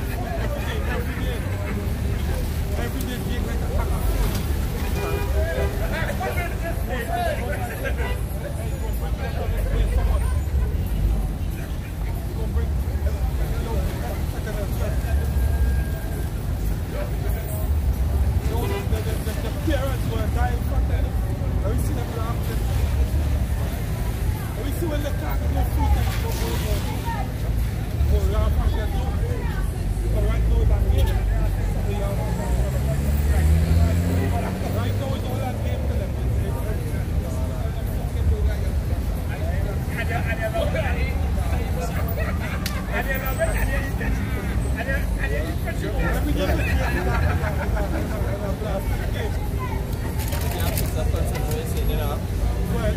Jeremiah chapter 11 verse 11. Therefore said the Lord, Yahweh Basham Yoshai, behold, I will bring evil upon them, which they shall not be able to escape. And though they shall cry unto me, I will not hearken unto them. Most I say will bring evil upon this place. When they the least expect it. They're going to be out there partying. Hey, something is happening when you all in happiness and this thing that happens there, so the whole aura has changed. Everything that's, you know what Jake they say? They're real. But they're real out here, man. Oh, boy. Yeah, most I say we go do that. We go bring just up on this place. And it's going to get real for Jake. You have a son? I want to second. Yeah, The book of Zephaniah, chapter 1, verse 12. And it shall come to pass at that time that I will set Jerusalem with candles. Right, that's talk about our people. We're talking about Jerusalem now, And punish the men that are settled on their leaves, that say in their heart, the Lord will not do good, neither will he do evil. Right.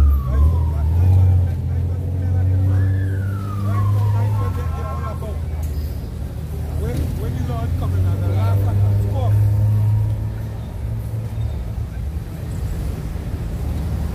Now the Lord ain't going to do nothing by it. The Lord ain't going to do no evil or all no evil. Most I say going to bring evil upon this place. And then things will get real. They go so real things will get. At that time, they go be out of the block now and get done. So different. I can't that thing breaking down and bottles after bottles. Yo, the most I go meditate terror upon Jake. Especially fucking Jake. I get to hear Jake when fucking in this place. Excuse my language. I get to hear fucking Jake in this place. Jake is a fucking totally reprobate. A reprobate for that kid. One would who's rejected of the Most High. He has no respect. Nor does he seek the secret. I'm going to find out what fellas doing here at least one day every week. Every fucking day is like that clock thing now. And you all hey, these men are going to die in the fucking streets. That's right, that's right. That's for everybody to see. That's right. And what we going to do? We're going to laugh because the Most High say you're going to laugh. And when the Most High do anything, it's this men doing it. Go ahead. So we're coming in the fucking streets non-stop. They fell up on this place and fell up on the nonsense going on every day. In and out. Pray for the Most High to bring a little destruction on these place. Proverbs chapter 1 verse 20, it says, wisdom cried out, she uttered her voice in the streets. Every day, they get a damn cloud and wisdom out in the streets. It's not in no building nowhere. Most I say shut out the anti-rebellious people every day. That's right, that's right. Somebody go play that for me one time. It's like Isaiah 65. Yeah, it says, she cried in the chief place of comfort, in the openings of the gates, in the city she uttered her words, saying, how long the simple ones will you love me? How long will you simple ones be selfish? That word simple means stupid. How long will you simple ones go ahead? love simplicity, and the scorners delight in their scorning. And because Jacob had called them idiots on the face of the earth. They only let idiots speak all day. That's right. Clown thing all day. They clown all day, every day. Nobody say they are laughing, no one again, but every fucking day is a clown thing with Jake. Every fucking day. It's time for the place to fucking go. That's right. Hold on. Yeah, what? Isaiah chapter 65 verse 2. Yeah. I have spread out my hand all day unto a rebellious people, Rebellious nation of people. Well, which walketh in a way that was not good. yeah, because they believe either wake up themselves this morning, talking that Jake last week, he tell me he wake up himself. He rolling over himself. That's why he more silent. So I put some debt on all you. I said put some debt on all your women too. All your mothers. Put some debt on all you. I said, you know why? Jake me say here the raw truth. I no fucking thing in these fucking churches. You all need to know the truth. That's right, that's right. You all need to know the raw truth. That's right. Most are going to put you all to fucking death. Fed up on this place. I'm fed up on this place. And I'm fed up getting oppressed by the other nations too.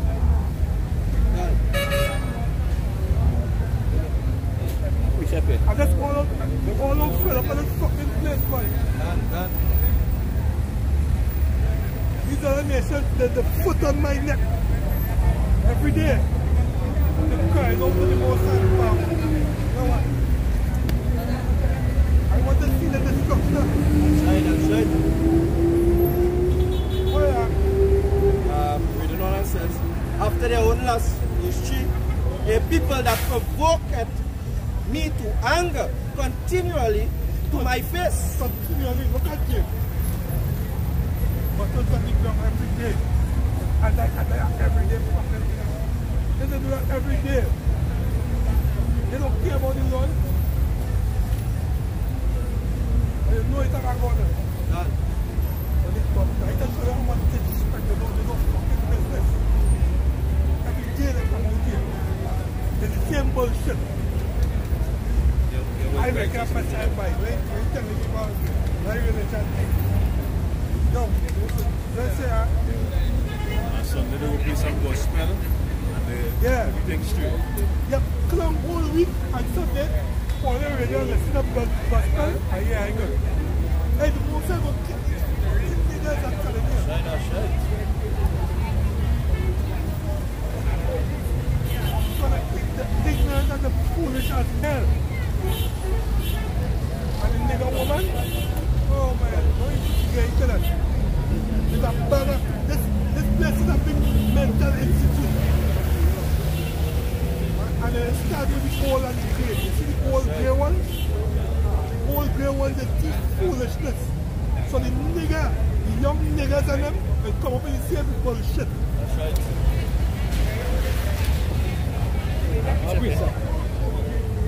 In Jeremiah 5 verse 23, he said, but this people had a revolting and a rebellious heart. They are revolted and gone. Yeah, they revolt. Meaning that the plot against the Most High. And they're gone. Well, He said, neither say in their heart, let us now fear the Lord our power, that give it rain. they don't even think in their mind. They don't even say in their mind. Let me seek after the Most High. What is going on here? Let me seek after where the Most High is. Hey, yes, I Where know is to my people don't even consider. where the words of wisdom is? Where it is? Let me come out and look for it. As they was now saying, when he Jake, he gave up and he gave up himself. Yeah. Okay. No, when Jake tell me respect that, that's it, and I go on yet. I didn't want to hold talk with him. And that kind of talk, I feel the conversation with them. And them said, remember, and them said talk, them said talk about line, not with somebody fucking girl. Filthy fucking conversation. Like all Jake are fucking about it. See Jake in the fucking shit, like all them about. Hey, boy. I just think by it. And that man fucking girl. All Jake about nothing good. No integrity, no kind of fucking woman ruling over him. The woman ruling over him. I get fed up of fucking Jakes now. This is Hosea 11 verse 7. And my people are bent to backsliding from me. The bent, you can't straighten them. The bent to backsliding. Though they call them to the Most High. Though they what? Though they called them to the Most High. Yeah. None. Don't call them. Still calling them yo, change your ways, man. Go ahead. It says, though they call them to the Most High, yeah. It says, none at all would exalt him. I mean, already know it already written. Jake ain't going to listen. You don't want to listen. Go ahead.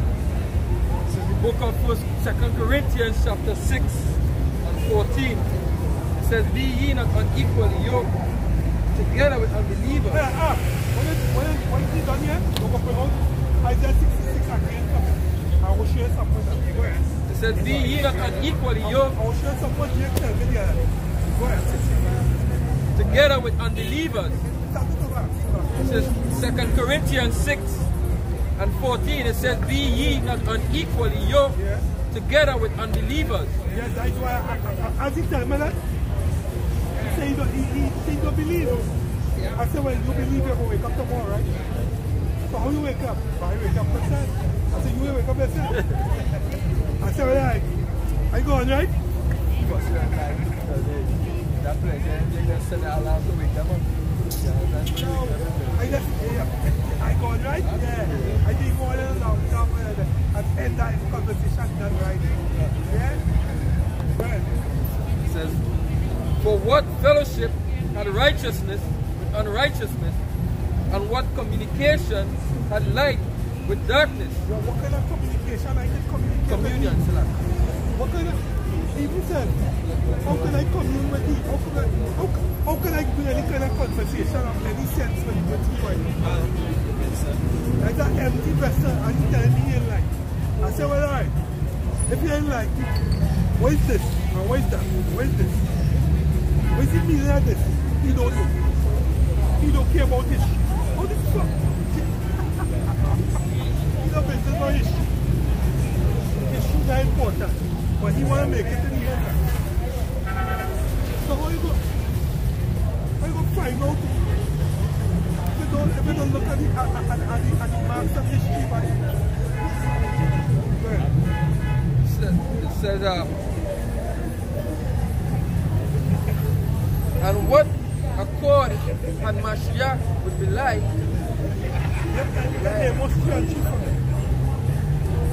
Or what part had he that believed with an infidel? But he's an infidel. He's a peon. I can't speak nothing. When he came, I tell him, I say, yo, you're not equal in my level. Really and truly, I can't learn that from you. You can't learn that from you. What did I do talking to you? Waste of time. It says, and Let me answer them here yesterday. You can double. I have someone come. The conversation that get filled. Yeah, he was having a good conversation. That's what the conversation can turn out. Was funny. Yeah, he kept on talking one time. Yeah, that's corrupt. the 16 says, and what agreement had the temple of Mashiach with idols? Exactly. For ye are the temple of the living power, as power had said, I will dwell in them. As Mosai said, will dwell in them, which is the elect. And walk in them, and I will be their power, and they shall be my people. In Jeremiah 15, now start at verse 6. He said, thou hast forsaken me, said the Lord Yahweh, thou art gone backward, therefore will I stretch out my hand against thee and destroy thee. I am weary with repenting. Yeah, and that destruction could come by the way of your woman. up the road and then switch your foot. You get in an accident or something like that. The motorcycle can destroy you physically, mentally too. That's right. You see, and I will fan them with a fan in the gates of the land. I will bereave them of children. I will destroy my people, since they return not from their ways. So you go fan them, you go fan that heat on them. You go fan them, that heat will always be on them. Most I go jack you all up. Most I go jack up and fan that fire, that burning fire, that will burn it forever. That's all they say is hell. Most I say go fan it, destroy them and fan it. Even that it will be a perpetual destruction. But they want to return from the wickedness. Yeah. They don't get blown away. This one kind of look. Go ahead. This is Ezekiel 7, verse 1. Moreover, the word of the Lord came unto me, saying, also, thou son of man, thus saith the Lord power unto the land of Israel, and the end is come upon the four corners of the land.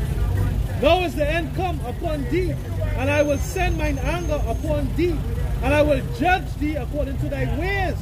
I will send them death angels. I will send them death angels upon Jacob. Oh boy, hey, this place happens. Hey, what are you going to do in that day? What are you going to do when the destruction meet your head on? Meet your head on. That is what Jacob wanted. Right now. He says, and I will judge you. I will judge thee according to thy ways, and I will recompense upon thee all thine abominations. And mine eye shall not spare thee, neither will I have pity, but I will recompense thy ways upon thee, and thine abomination shall be in the midst of thee, and he shall know that I am Yahweh. Thus saith Yahweh power and evil, and only evil, behold, is come, and end is come. The end is come. It watcheth for thee, behold, it is come. The morning is come unto thee, O thou that dwellest in the land. The time is come, the days of trouble is near, and not the sounding again of the mountains. Now will I shortly pour out my fury upon thee, and accomplish mine anger upon thee. I will judge thee according to thy ways, and I will recompense thee for all thine abominations. And mine eye shall not spare, neither will I have pity. I will recompense thee according to thy ways, and thine abominations that are in the midst of thee. And he shall know that I am Yahweh that smiteth. Behold, the day, behold, it is come. The morning is gone forth. The rod had blossomed, pride had budded, violence is risen up into a rod of wickedness. None of them shall remain, nor of their multitude, nor of any of theirs, neither shall there be wailing for them. Because the Lord saying what? He's going to burn up branch and rush and root, right? So Esau not going to come back, right? And the Lord saying what? He's going to judge Israel. This is what he's saying. He's going to judge Israel. Look how much time he's saying it's come, right? Because they keep on saying that, hey, since I'm small, I hear the Lord coming, right? But since you're small, I never hear that the Lord was about judgment. And he say, keep on saying he's going to judge Israel according to their ways. That is Yahweh Hashem Yahushua. He's going to judge them according to their ways.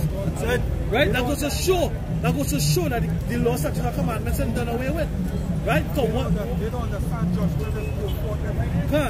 What the second death is described as what? The same judgment that Sodom and Gomorrah received. Right? And Sodom and Gomorrah received fire and brimstone. And that's how they're going to get in the form of missiles. What? Book of Joel, Book of Amos, chapter 2, and verse 4. I start at verse 3.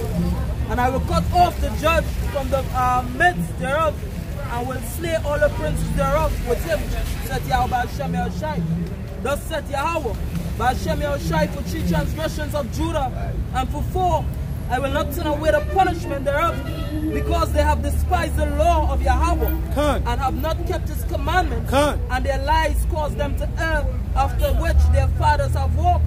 But I will send a fire upon Judah, and it shall devour the palaces of Jerusalem. Thus saith Yahweh Hashem Yahushai, for 3 transgressions of Israel, and for 4 I will not send away the punishment thereof. Yeah, when you go back to Revelation 22, I think it's verse 12, he said, behold, I come quickly, and my reward is with me to render unto every man that which he hath done.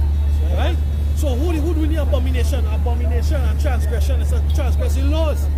It's an abomination according to the laws. Because how you know it's abominable? Except that the law said it was. Right? So you go and get judged by the law. So these Christians are bugged the fuck out. They don't know what the hell they're talking about. Go ahead. Because they sold the righteous for silver, and the poor for a pair of shoes, that pant after the dust of the earth on the head of the poor, and turn aside the way of the meek, and a man and his father will go in unto the same maid. God, because adultery, for what? To profane his holy name. Because adultery is not being spoken of in the churches. Because the pastor himself committing fucking adultery. Right? The pastor sleeping with Sister Jane, who married to brother Brown. You understand? They're offering up their son and their daughter for special blessings so that they can go up and do the exam. So excel in Esau's world. To become another fucking devil, witch, or warlock. You understand? That's what this whole cycle, this whole system is about. Progressive, never-ending oppression for the Israelite man. Right? While the rich keep on getting richer and living a carefree life. Right? The scripture says, I see princes upon, servants upon horses, and princes and servants on the land. And this is what the saints crying against. Right? But those that are among our people that don't believe in Yahweh Hashem Yahushua. Hey, the mere fact that you are atheists because you don't believe. The mere fact that you are Christian because you don't believe. Because you don't believe in the words that are written in the book. Because the words clear and present. Right? Just before I speak out, let me just bring on this precept because you will exalt on this. So going back to Ezekiel chapter 7 verse 15. It says, verse 14. They have blown the trumpet even to make all ready. But none goeth to the battle, for my wrath is upon the multitude thereof. The sword is without, the pestilence and the famine within. He that is in the field shall die with the sword, and he that is in the city famine and pestilence shall devour him. And the field is the world. He in the field shall die. In this world, talk about this beyond here. The bullshit going on right here. Hey, you check out a lot of these Christians, they feel, you know, the Most High, he don't kill, you know, he's not going to kill you. You know, what for the Lord, with the nation of Israel, when they sin, we tell the Levites to do. You know, to go and slew all of them that had done evil. Right? Hey, the Most High going to render judgment on all of them that doing evil. And don't want to turn from the wickedness.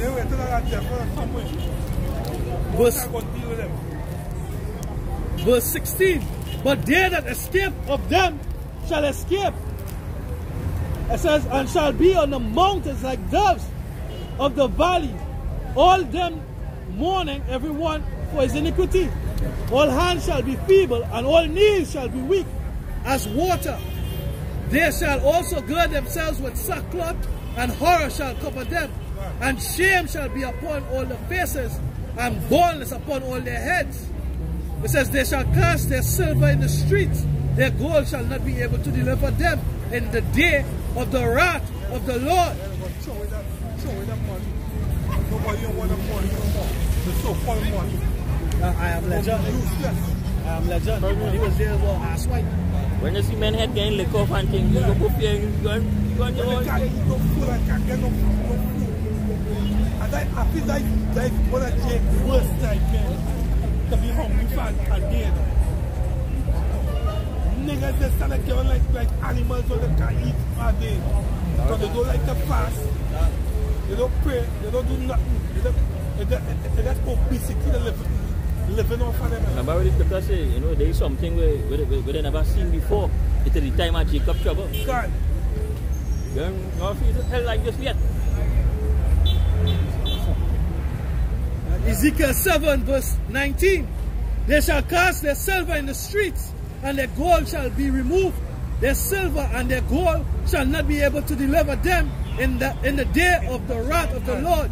They shall not satisfy their souls, neither fill their bowels, because it is the stumbling block of their iniquity. Lock off all that food supply, all the lock. And all the gain, all the fat, and all the Most High going to starve on. It's a stumbling block. Because what? The air because they're going after riches. Right? The scriptures say so. That if it's not of the truth, it's of they for their bellies. Right? Even the words are going to lock off, so they will have no idea what to do on that day. Because most are going to cause that famine on the word. So they will know what to do. They will be running like, you know, skelter. Hey, what to do, guys? Right? It says, Ezekiel 7, verse 20, as for the beauty of his ornament, which is his elect, he set it in majesty. But they made the images of their abominations. But they made the images of their abominations and of their detestable things therein. Therefore have I set it far from them, and I will give it into the hands of the strangers for a prey, right?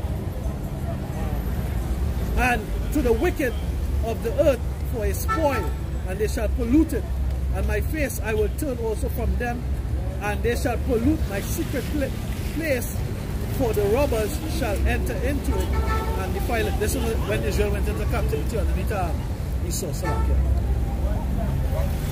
What? These the book of Deuteronomy 32 verse 13.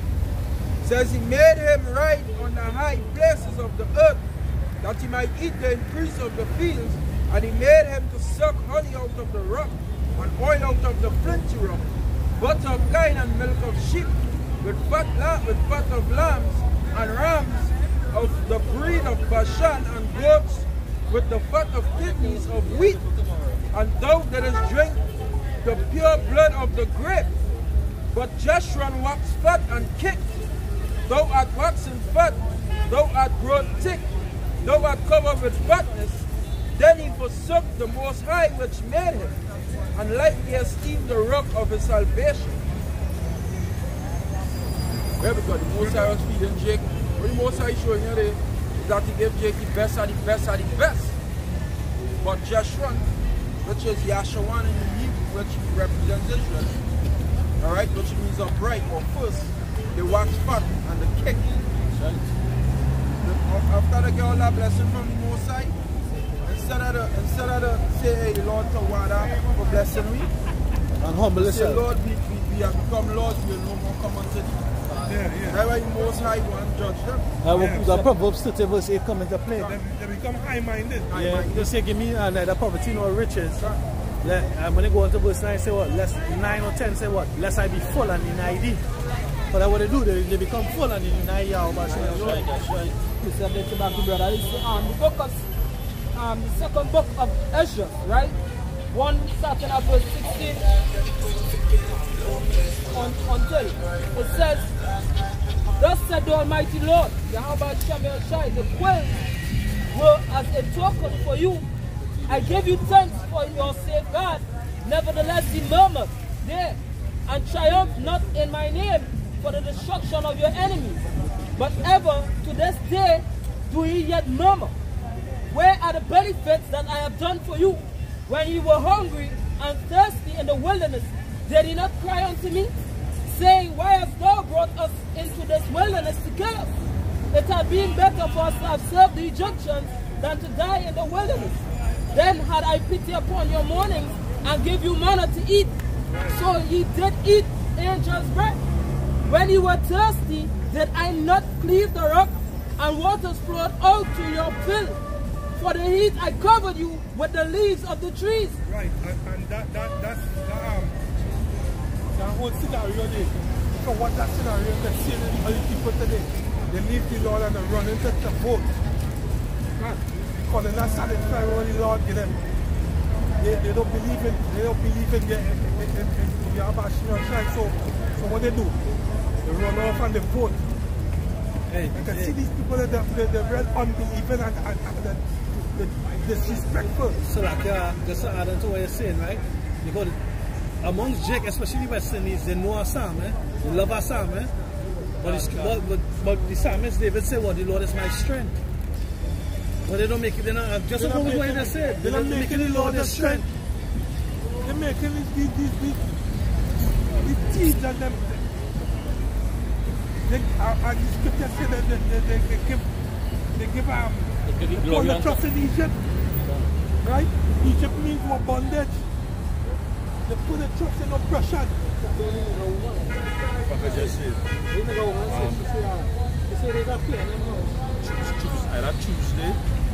Tuesday or Wednesday morning when I was going to work. I met a fellow I know from a long time. And he asked me for $20 to make up the fire, to get him to go to Tobago. So I said, boy, I know my exact passage.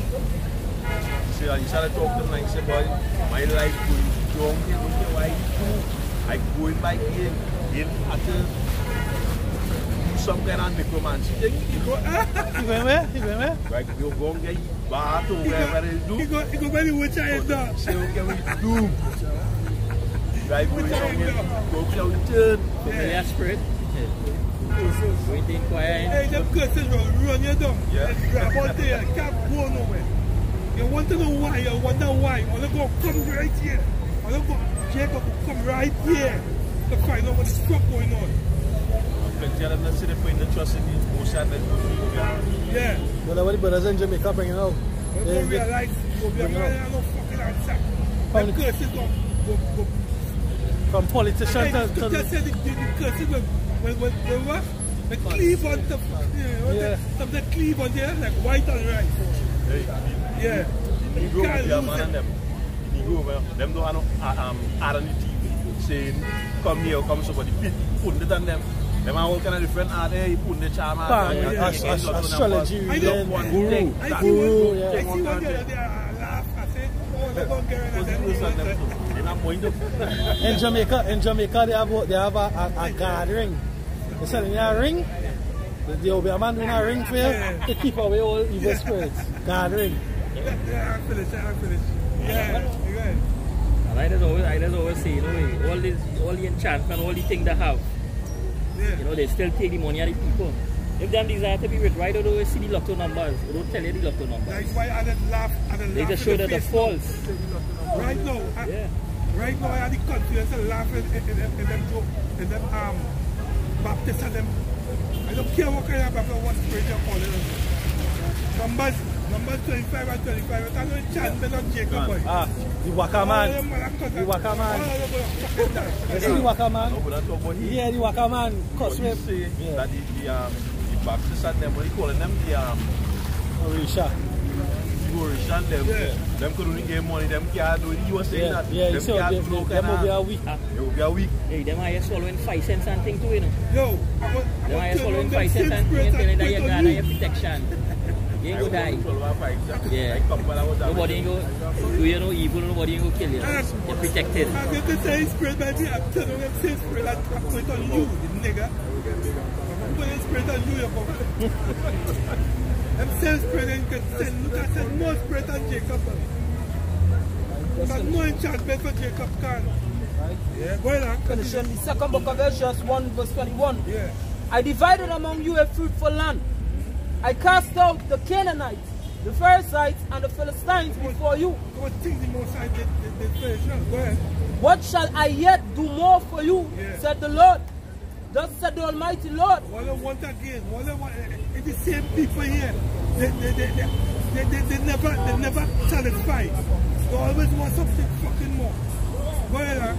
When ye were in the wilderness, in the river of the Amorites, being athirst and blaspheming my name, I give you not fire for your blasphemy, but cast the tree in the water and made the river sweet. Yeah, the Most High didn't call it a death.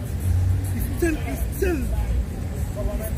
give all the nice things. Well, what shall I do unto thee, O Jacob? Thou, Judah, wouldst not obey me. Yeah, Jacob all the war again, boy. Let that spirit go cleave to all you, boy. Let that spirit go cleave to all you. I'll never come off. I will always be the streets. I will always be below. Well, I will turn me to other nations, and unto those will I give my name, that they may keep my statutes.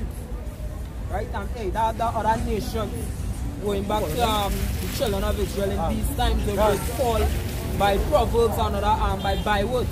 Alright? Somebody get for me real quick. I think it's Isaiah 65 and verse 1. Isaiah chapter 65 verse Isaiah 44 and 3. If you read that, if you could just second, you could jump back to verse 9. 9. It says, how long shall I forbear them unto whom I have done so much good? Yeah, and somebody get the close in Deuteronomy 28, I believe it's around 31, when he was talking about being called by proverbs and by words.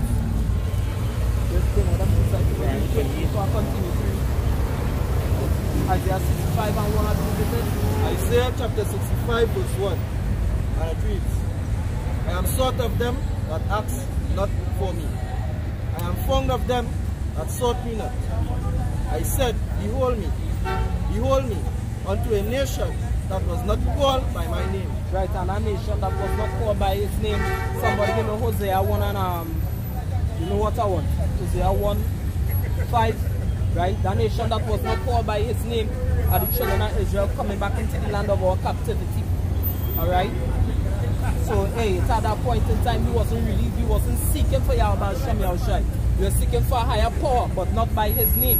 Right? He was seeking Jehovah, Jesus, Allah. We was going into all other things, but the Most High say, I am sought of them who seek me not. Alright, go ahead, Hosea 1 and 5, real quick. The book of Hosea, chapter 1, verse 5. Go ahead. And it shall come to pass at that day that I will break the bow of Israel in the valley of Jezreel. Right, Israel in the valley of Jezreel. That was the 10 northern tribes that went into the land of Assyria and Shaman as a fifth. Go ahead. And she conceived again and bare a daughter. And the Most High said unto him, call her name Leruhamah, for I will no more have mercy upon the house of Israel, but I will utterly take them away. But I will have mercy upon the house of Judah, and will save them by the Lord their power, and will not save them by bow, nor by sword, nor by battle, by horses, nor by horsemen. Right, and that's when Sennacherib came up against King Hezekiah. The Most High didn't use no weapons, no shield or anything to defeat, right, Sennacherib in that time, but they went back into their own land defeated.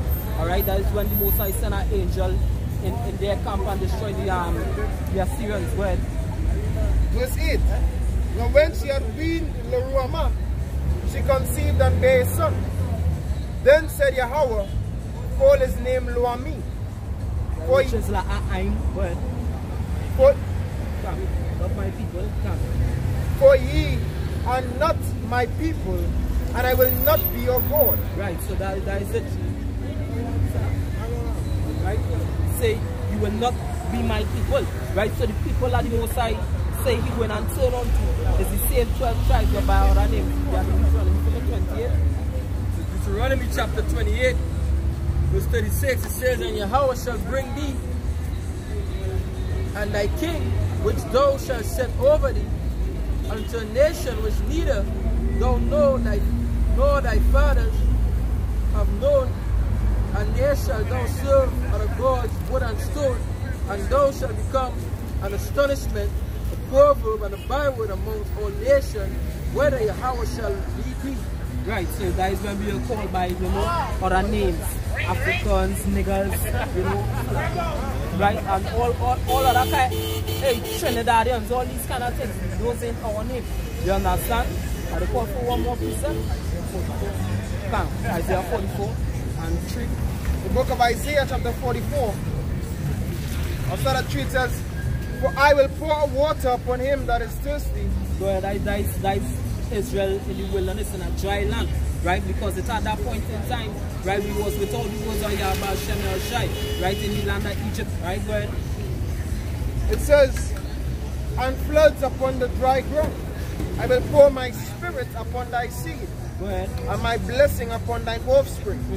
And they shall spring up as among the grass, as willows by the water courses. One shall say, I am the Lord's, and another shall call himself by the name of Jacob. And another shall subscribe with his hand unto the Lord, and surname himself by the name of Israel. Right, so that is the prophecies are coming to pass right about now. That is why you're seeing in every nation and in every tongue, the children of Israel waking up. They're being called, who might call themselves Michael, Judah, who might say, hey, you know, whatever it is, Israel, right? One might say, Yahweh Ban, I'm Yahweh Ban, you know, which is Yahweh's son. So the children of Israel waking up. So the other nations, the Most I say, going and turn on to is the children of Israel in that dead state, right? The valley of dry bones. So just going on. So that's going on. Matthew chapter 21, verse 43. It says, therefore say I unto you, the kingdom of the Most High shall be taken from you and given to a nation, bringing forth the fruits thereof. Same nation as the children of Israel. The Most High never turned back on the children of Israel. Right? Jeremiah 31 telling if it could do away with these ordinances, then he will not do away with Israel. But when the Apostle Paul said, he said, as the Most High cast away his people that he foreknew, no. You understand? He said, God forbid. So that is something impossible for the Most High to do. It's impossible for the Most High to go against your own word. Alright? This is continuing the second book of Ezra, 1 verse I read over verse 24. It says, yet what shall I do unto thee, O Jacob, thou Judah, wouldest not obey me? I will turn me to other nations, and unto those will I give my name, that they may keep my statutes. Seeing ye have forsaken me, I will forsake you also. When it and when the house shall say the first shall be last, and the last shall be first. Alright, so the first, because those who would not to drink of that cup, right, were us before we go into captivity. So the first people who were supposed to inherit the kingdom was our forefathers, but they rebelled. Alright, so when reincarnation took place in that dead state, and when we come back alive, alright, we come back to the first estate, but now in total righteousness. Right, putting back on the flesh and the sinews. Right? It says, saying, seeing ye have forsaken me, I will forsake you also. When you desire me to be gracious unto you, I shall have no mercy upon you. Whensoever ye shall call upon me, I will not hear you. For ye have defiled your hands with blood, and your feet are swift to commit manslaughter. Ye have not as it were forsaken me, but your own selves, said the Lord. Thus said the Almighty Lord, have I not prayed you as a father his sons, as a mother her daughters, and a nurse her young babes? That ye would be my people, and I should be your power, that ye would be my children, and I should be your father. I gather you together, as a hen gathered her chickens under her wings. But now, what shall I do unto you? I will cast you out from my face. When ye offer unto me, I will turn my face from you. For your solemn feast days, your new moons, and your circumcisions have I forsaken. I sent unto you my servants the prophets, whom ye have taken and slain, and torn their bodies in pieces, whose blood I will require of your hands, said the Lord. It says, thus said the Almighty Lord, your house is desolate, I will cast you out as the wind doth stubble, and your children shall not be fruitful, for they have despised my commandments, and done the thing that is evil before me. Your houses will I give to a people that shall come, which not having heard of me, yet shall believe me, to whom I have shewed no signs. Somebody gets syrup 27 and 9 from Bangkok. It says, your houses will I give to a people that shall come, which not having heard of me, ye shall believe me, to whom I have shewn no signs, yet they shall do what I have commanded them. They have seen no prophets, yet they shall call their sins to remembrance and acknowledge them. Somebody had 27. The book of Sirach, chapter 27, verse 9. The birds will resort unto their like, so will truth return unto them that practice in her. Right, so who is the only nation that practices the truth? Isaiah, Psalms 148, you know what? It was 147:19. He gave his word, and Psalms 119, 142. Right? Mosiah only gave one nation truth, so the birds will resort to the light, and the truth will not return to those that are practicing her. Our forefathers was the ones that was practicing in the truth. Alright? As the precept that the brother love to bring out, the spirits of the prophets subject to the prophets, they under rule to the prophets, so they always come back to the prophets. They can't go to nobody else. Alright? Amos 2, it says that verse 11, somewhere around there, I gave your sons for Nazarites and your children for prophets. No other nation the Most High call out prophets other than nation of Israel, and at that time only Balaam from the Midianites was prophets. Go ahead. Psalms 1. Go ahead. Psalms 147, 19 verse 20. It says, showeth his word unto Jacob, his statutes and his judgments unto Israel. Right, he showed his words unto Jacob, his statutes and his judgments unto Israel. Unto Israel. Right? So who are the Israelites, Negroes, Latinos, and natives? You see any other nation of people coming out and breaking down this word like the Negroes, Latinos, and natives? No, that's exactly the point. That's why in the Hindu, was it Hindu book? Bhagavad Gita. They don't have the word of the Most High. In the Kiva Ganesh, they don't have the word of the Most High. Right? In the Quran, the book of the Ishmaelites, they don't have the words of the Most High, other than the laws. Right?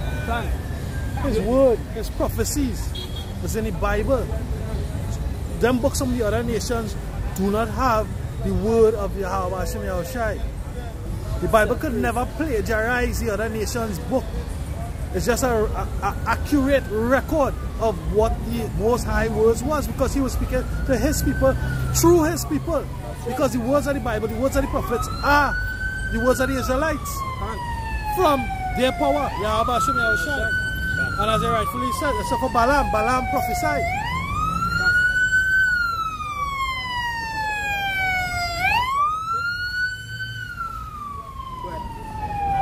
There's John 17 hey, verse so like, yeah, even that noise from New York City to the 4th and 7th to wherever the apostles is and wherever they preach on Saturdays. Hey, even South Africa, Australia, wherever it is, you have noise. You have the sirens. Why? Because Satan is the prince and power of the air. Which book tell you that? The book of the Israelites. Satan is the prince and power of the air. He don't want his word to come out. He don't want his kingdom to. Hey, them imps, them devils. They're holding on to this. 144. Right. It says John 17 verse 17. He says, sanctify them through thy truth. Thy word is truth. The words are the Most High truth. Make it known. He says, sanctify them. And that's what they can't understand. That's what they can't understand. That's what the Christians can't understand. That's what these heathens can't understand. That's what Esau can't understand. Right? The black unconscious community can't understand that these words are true. Right. They say they use the Bible to take down kingdoms, to enslave our people. No, they didn't use the Bible. The words of the Bible prophesy it. That's what the Lord said. He tell you the only power to ever tell you the end of a thing before it even begin is Yahweh Hashem Yahushai. And he writes it in his book that was directed to his people. You understand? In detail, full description.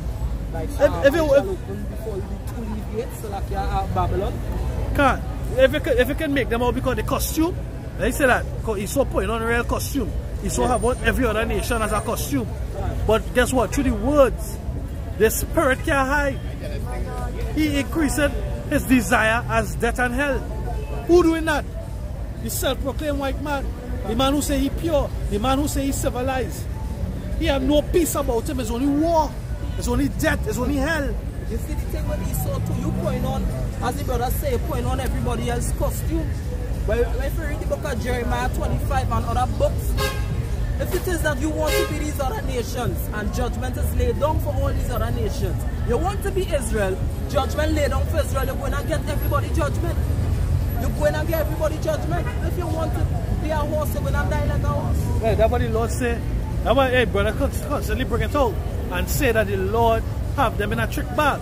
Because every offense that they do to impersonate and impostor us is a charge unto them. And the Lord coming back to judge by his. But how do you think the Lord going to judge? How is the judgment that he going to bring? You're going to be judged for the transgression that they commit concerning his law. If a man steal a man and he be found in his hand, what? He should be put to death. You understand? You're not supposed to remove the landmark. Right? He so do that. Right? Hey, and this is what the Christians don't understand. When the scriptures say the book so open and men will judge out of the things of the book. You are the books right there. The book was open. Because what? There was only one man found worthy to open the book. We went through that Monday. That's Yahweh Revelation 5. Right? And he's the man who gave it the understanding. John 3:27. A man can't receive nothing unless it be given to him from heaven. Right? The Lord's done away with. Why are you going to get judged on judgment day? John 17:17. Lord, I have taught them all the things that you have given them your word. All that you have given me, I have given unto them. Now I pray for them. I pray that you don't take them out of the world, but what they give them the strength to endure. What's your nastiness? What's your nastiness cause in the fucking road? It's simple like this. That's our nation. It's simple like this, right? It ask them like, okay, when you break a traffic light, and the police give you a ticket, and now you go to the courts. What does the judge on? Well, when you ask check, the judge on the books that have there and the law. When the most I come and catch you in incident, what you going to judge on? See, it's words too, words just fuck up people thinking sin and crime is two different things. Yeah. Sin and crime is the same thing. Because crime is when they break a law, sin is when they break a law. Right. We just so on this English language, it's so demonic and devilish. That's what the scripture say. I think it's Jeremiah. Jeremiah talk about the enchantment in the land of the Chaldees. Them and the enchantment, the witchcraft. I don't know if anybody remember that precept. When I think it's Jeremiah, speak about the land of the Chaldeans with the magician and the soothsayers and the enchantments. Basically, they're going to be destroyed. Because that's how they rule the world, through enchantments and witchcraft, seductions, through bait, right?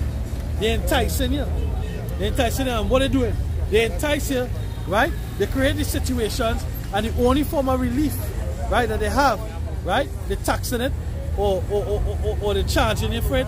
Hey, here's to the Spirit, here's Gethsemane. Here is Gethsemane for the elect. Because the word, when the apostle went into the word Gethsemane, it means oil press. Now guess what? We've been oppressed just like the 2/3. But what's coming out of us? The oil. Right? The wisdom, knowledge, and understanding. That's what's going to keep us. That's what the scripture says what? The 5 virgins that were wise, right? They had the lamps with the oil, and they had oil with them. So when the lamp run out of oil, they had oil in reserve. Right? When they get pressed, what will come out? That oil look about with them.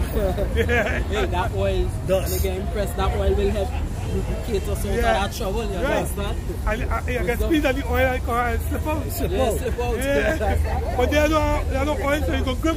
Slip out like a nut. Yeah, they go bust. Yeah, they go break. They go break under that pressure. Yeah, they go break under that pressure. Yeah. You understand? Somebody that precept? They laughing at us, but they realize they don't laughing at you. The Lord say that. He said, I will laugh at your calamity when your fear cometh like a whirlwind. I think that's Proverbs chapter 1, verse 26. Proverbs 1 and 26. One thing, Micah. I like how Jake can make say, only do the only talking, no. See, only do the only talking, it makes no sense. Yeah, but Monday we say, Jake said that what? We making no sense. We don't know what we're talking about. Well, all we tell them is thank you. Some Jake question you. Huh? Oh, we lying to the people. Why we lying? This is Micah 6 and 9, as they said that. This is Micah chapter 6 and verse 9. It says, Yahweh, Baal Shem Yahushai voice cried unto the city, and a man of wisdom shall see thy name, Hear ye the rod, and who hath appointed it? It's only the man of wisdom when I hear these words. The rest is foolishness. You understand? Hey, the scripture says, to them, the word is foolishness. By the foolishness are preaching. By the foolishness are teaching as well. That's why the most I say, Isaiah 6 I stretch out my hand every day. Sorry, rebellious people. Rebellious people. Anybody have the Proverbs? Anybody have the Proverbs or the next scripture? I have one here for him, Zachariah. They're going to never get. They're going to never get. They're like done music. They're like done music in Sesame Street. I'm never gonna get it. I'm never gonna get it. They will never get. They will never get because the mind is polluted, over polluted. They go on the finish. They know I know most are gonna take them in a great number. What the kind of tribulation we just go through? But we are the fear of our Shemesha, we just stand firm, we just endure long suffering. Yeah, but we haven't enjoyed anything yet. All this is just small child. Yeah, they know. Because light affliction. Light affliction according to Revelation 3 and 10. Our comment, somebody bring on that Revelation 3 and 10. They tell them it's coming. Go ahead with the precept tribulation coming. You always see that it's coming. Now Jacob by me, he was in real debts. Money, financial, and we do. Take his life. He what? Take his life like the man in Turuba. Right. He go on, he block off all the cameras. We children and we go see. Right. And the other bottle of Hennessy. And he take a drink, he drink, and he take to the road, but he never was hearing him when he was strangling. Well, that's good. Right. So he was in real debts, financial. Fucking spirit and outside with you now. Now they're in the correct mind. Now they're in the correct mind. Now you know it was Israelite and it was going up. Now you know you're back in spiritual. About half of them need to be back in spiritual. 2/3 of them have to be. Yeah, that way it is. Few of these women too. How that's there? Maybe a few. All. Some are real up there by Aqua. Maybe a few too little bit. Boy, you're lying, huh? Like that lie, boy. All of them are walking the head up now. Up on top of them right side of there. Yeah, they should those things. Yeah. Walk with stretch foot next to them. The book of 1 Corinthians chapter 1 and verse 26. It says, "For ye see your calling, brethren, how that not many wise men after the flesh, not many mighty, not many noble are called. But Yahweh Ba'ashem Yahushua have chosen the foolish things." Anybody know the next word for calling? For calling. He said, you see your calling, and not many wise men. What? Someone. No. Vocation. Vocation. That's the next word for calling. That's the calling of what? That's our calling. We get called to serve the Lord. 1 Corinthians chapter 1 verse 26.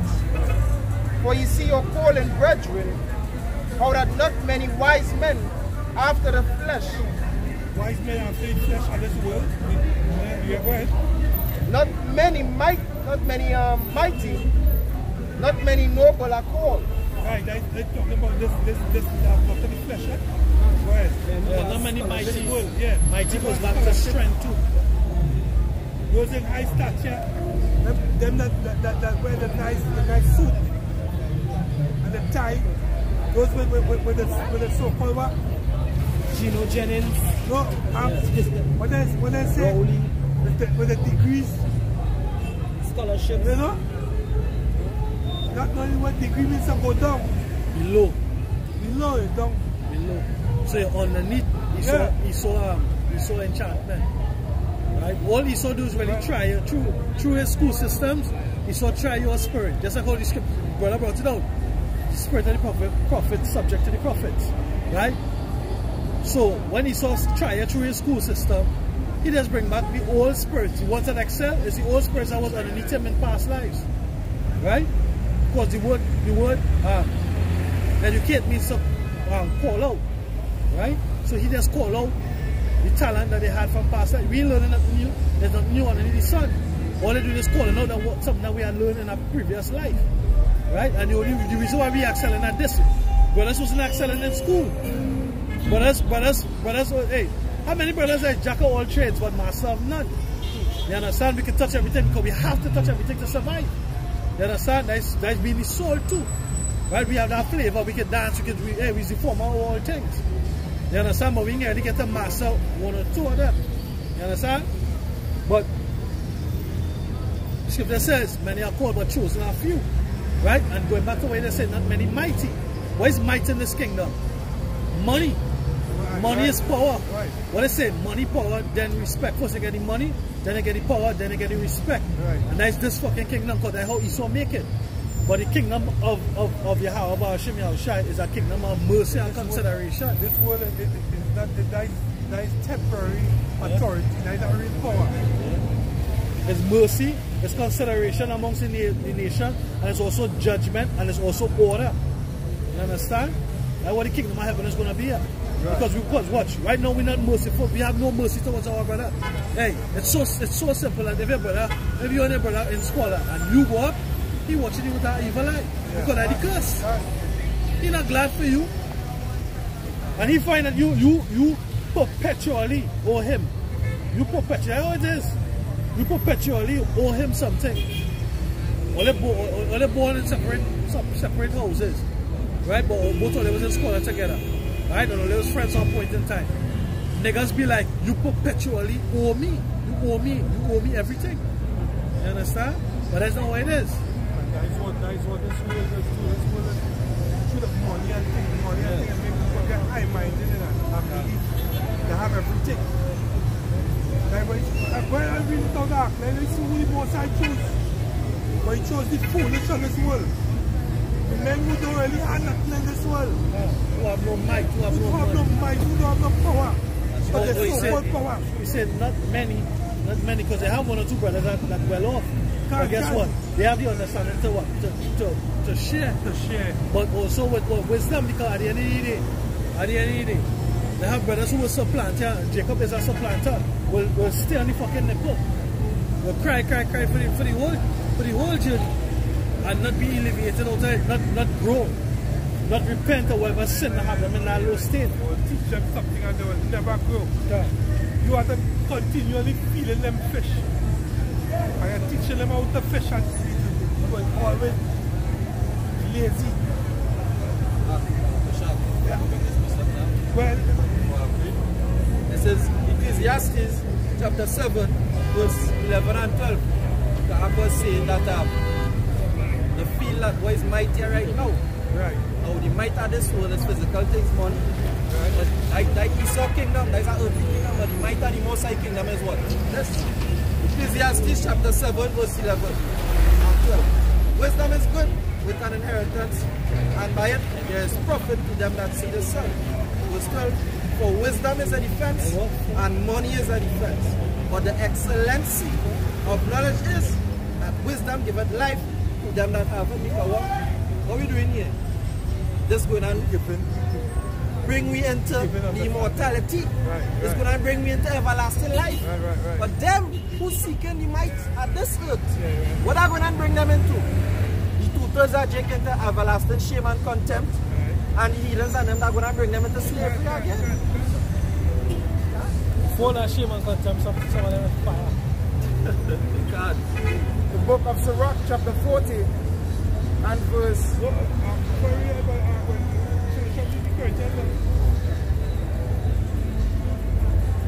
1 Corinthians chapter 1 and verse 27.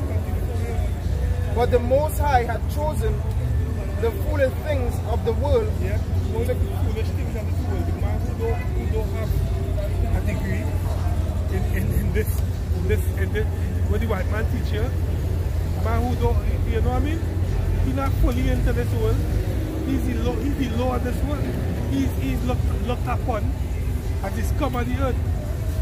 Because you in a higher position than, but the Most High then choose the people in high position on this place. Choose the low man. That's why we out here in this shit. And we're not that inability. Go ahead. Yeah, that is why you see, the thing is Christianity blind so much of we people like this riches, and if you ain't making it born in the and then kind of thing. You understand?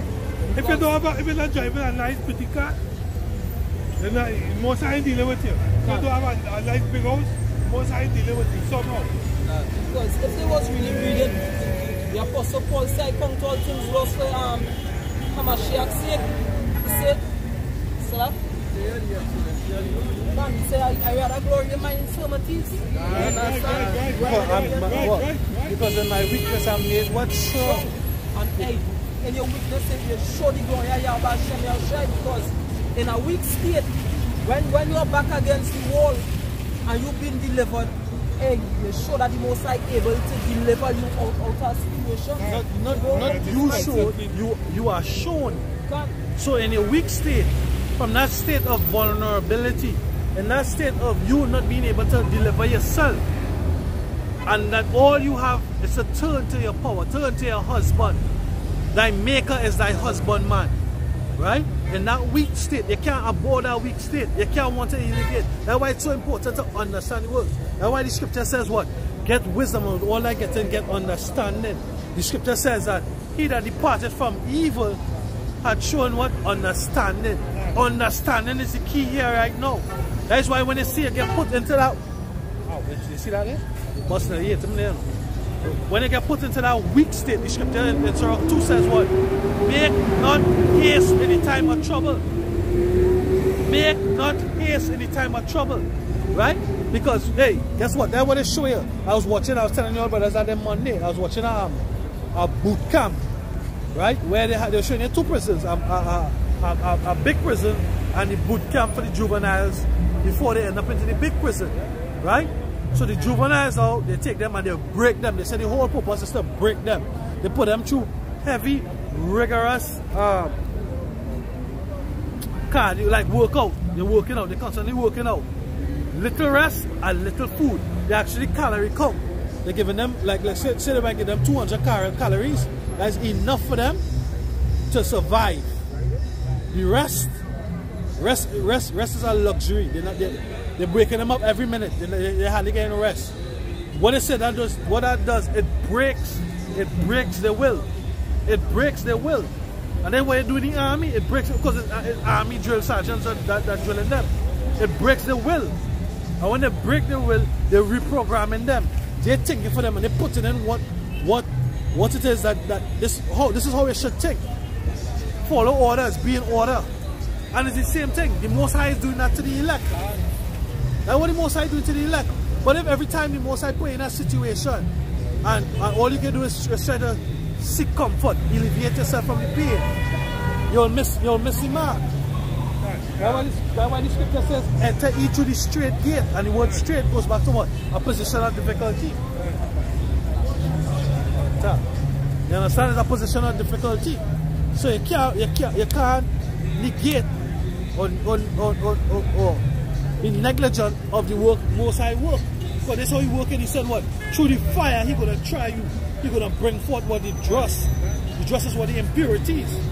In that weak state, in that weakened state, you turn them back to your husband, because that's what the Lord wants. That brothers who have wives and the wives don't respect them, the wives disrespect. That's how the Lord look at you. You are the wife of the Lord. Yahweh Shai is your husband. You are his wife. So when you turn your back on the Lord, when you show the Lord, when you smile on the Lord a little bit and then you curse on him, you show him your back, you show him your shoulder. That's what your wife doing you. That's what your wife doing you. Because you're the wife of the Lord. But the Lord wants you to submit. The Lord breaking you, like how you're supposed to break your wife. When you go back into the law in Deuteronomy, I think it's 22. When you get a maid, yeah, or a spoil, right? What you say? You cut her hair, you pay her nails, right? You leave her to mourn for a month, right? All that is breaking in. You leave her to mourn for a month, and then you go and you take her, right? You go and you take her. What is scripture say after that? Because what? And you can't leave her. Even if you find any unclean, you can't leave her because what? You had humbled her. You humble her. And that's what the Lord doing us. That's why we were speaking some time ago. We had a feast, if I don't remember. We were speaking. And no one Marcus, that way we were talking. And I say, yo. I said, the Lord fuck we remind me. We get spiritually fucked in this truth. So hey, that's what it means that they were no longer, they were not virgins. They were virgins. It means that we didn't take hold of any other doctrine or philosophy. That this truth is the only thing that we clenching on to. Until we make Yahweh Bashim Yahushai our trust. We have to make Yahweh Bashim Yahushai our trust. It's not by strength, not by might. You can't do nothing on your own. That's right. You get up in the morning, you say, thank you, Lord, for waking me up. Yahweh Bashim Yahushai is his name. So what that? Then I can wake up here and testify your name in the congregation for another day. I can bring understanding and wisdom to the Akim another day, to your elect, to your sheep. You have a purpose. These two-thirds have no fucking purpose. They are what? Useless eaters. I think that's what you so call them, useless eaters. Unprofitable servants. Reprobate silver. That's what it is. You understand? But we understand what our calling is. But what we need to do is just humble to Yahweh Bashim Yahushai. Humble, enter in the straight gate, fast and pray. That's the way to do it. Study, be diligent. Hey, when you get into situations, hey, we had a loss the other day. We lost that beloved brother. You know, for me, my testimony is that for me to overcome it, I needed also to do the work. Anytime I sit down and let my thoughts take hold of me, I started to weep like a bitch. But when I was doing the work, I found comfort to know that, yo, the dead in Yahweh shall rise first. That the dead, they that are asleep, will not prevent they that are alive. We have work to do. Let's do the work. Right. Go ahead. We were talking about Lord humbling us. We also, I don't know, we call him. This 1 Corinthians chapter 1 verse 26. For you see your calling, brethren, how that not many wise men after the flesh, not many mighty men, not many noble are called. But Yahweh had chosen the foolish things of the world to confound the wise.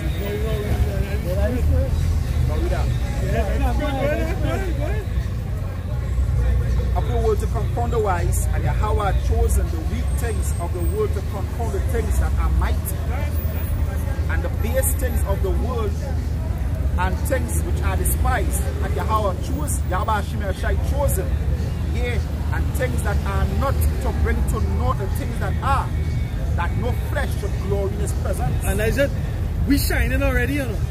We shining because the words coming to pass. But 2/3, and you all hear and you all not see the words coming to pass. And it wasn't here, but what? Yesterday or the day before, Unilever announced that they're going to retrench workers. As locally, the SNAP program announced 700,000 to lose benefits of the SNAP. As the government assisted food program, of course, the supplemented nutrition something program. You understand? So a couple of years back when they did what? When they did the government shutdown and everybody was crying over the EBT card, right? Is that coming again times 10? 700,000 jig. And he saw two completely of them either might on them on the programs, right? But the majority of them I believe will be jig. Right? You're all about to feel the brunt. Hey, guess what? The old nigga woman that receiving the benefits, right? But from Massa, right? Yeah, the vintage shall face. Rise up the woman that are at ease. Tremble the careless woman. Right? Many days are many years. That's what the scripture says. Many days are many years.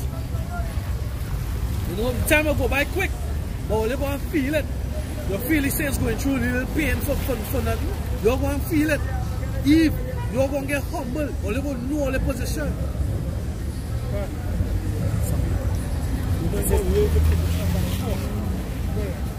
It's Isaiah 26 verse 11. It says, Lord, when their hand is lifted up, they will not see, but they shall see, and be ashamed for the envy of the people. Here the fire of their enemy shall devour them. Yeah, they will not see, but they shall see. It's in front of all your face, but they're not seeing it. But then eventually your cognition will come and it's like, oh fuck, Because the Most High will put it back in your mind, yo, them men who was fucking up on the street corner, who you accounted they end up being nothing, them was right. And them is the men who is the men of the Lord. It wasn't T.D. Jakes or Creflo Dollar. It wasn't Joel Osteen and Fagitas Kanye West. It was the men, the base men. It was Nipsey Hussle. It was the base men. It was not the mighty men. It was the men who was in them old cloth with garment down to the foot, with the wild afros and the crazy beards. Them was the men who had the truth. Them is the men who had the testimony of the Most High, the God of heaven and earth. Yahweh Shem Yahushua is his name. You understand? Then you will see, then you will know. What? Isaiah 53 and verse 1. Who had believed our report? Who had believed our report? Only the elect. Only the elect. Go ahead. And to whom is the arm of Yahweh Shem Yahushua revealed? Who is the arm? Who is the arm of the Most High? Yahweh Shai. Who is the right hand? Who's sitting on the throne? Until any other angel, he said, come and sit here at my right hand until I make the enemies your footstool. Yahweh Shai. He's also the one responsible because according to John 16, St. John 16, he must go for the Comforter to come, and the Comforter will reveal all things, all truths, and he will testify of the Father. He will not testify of himself. You understand?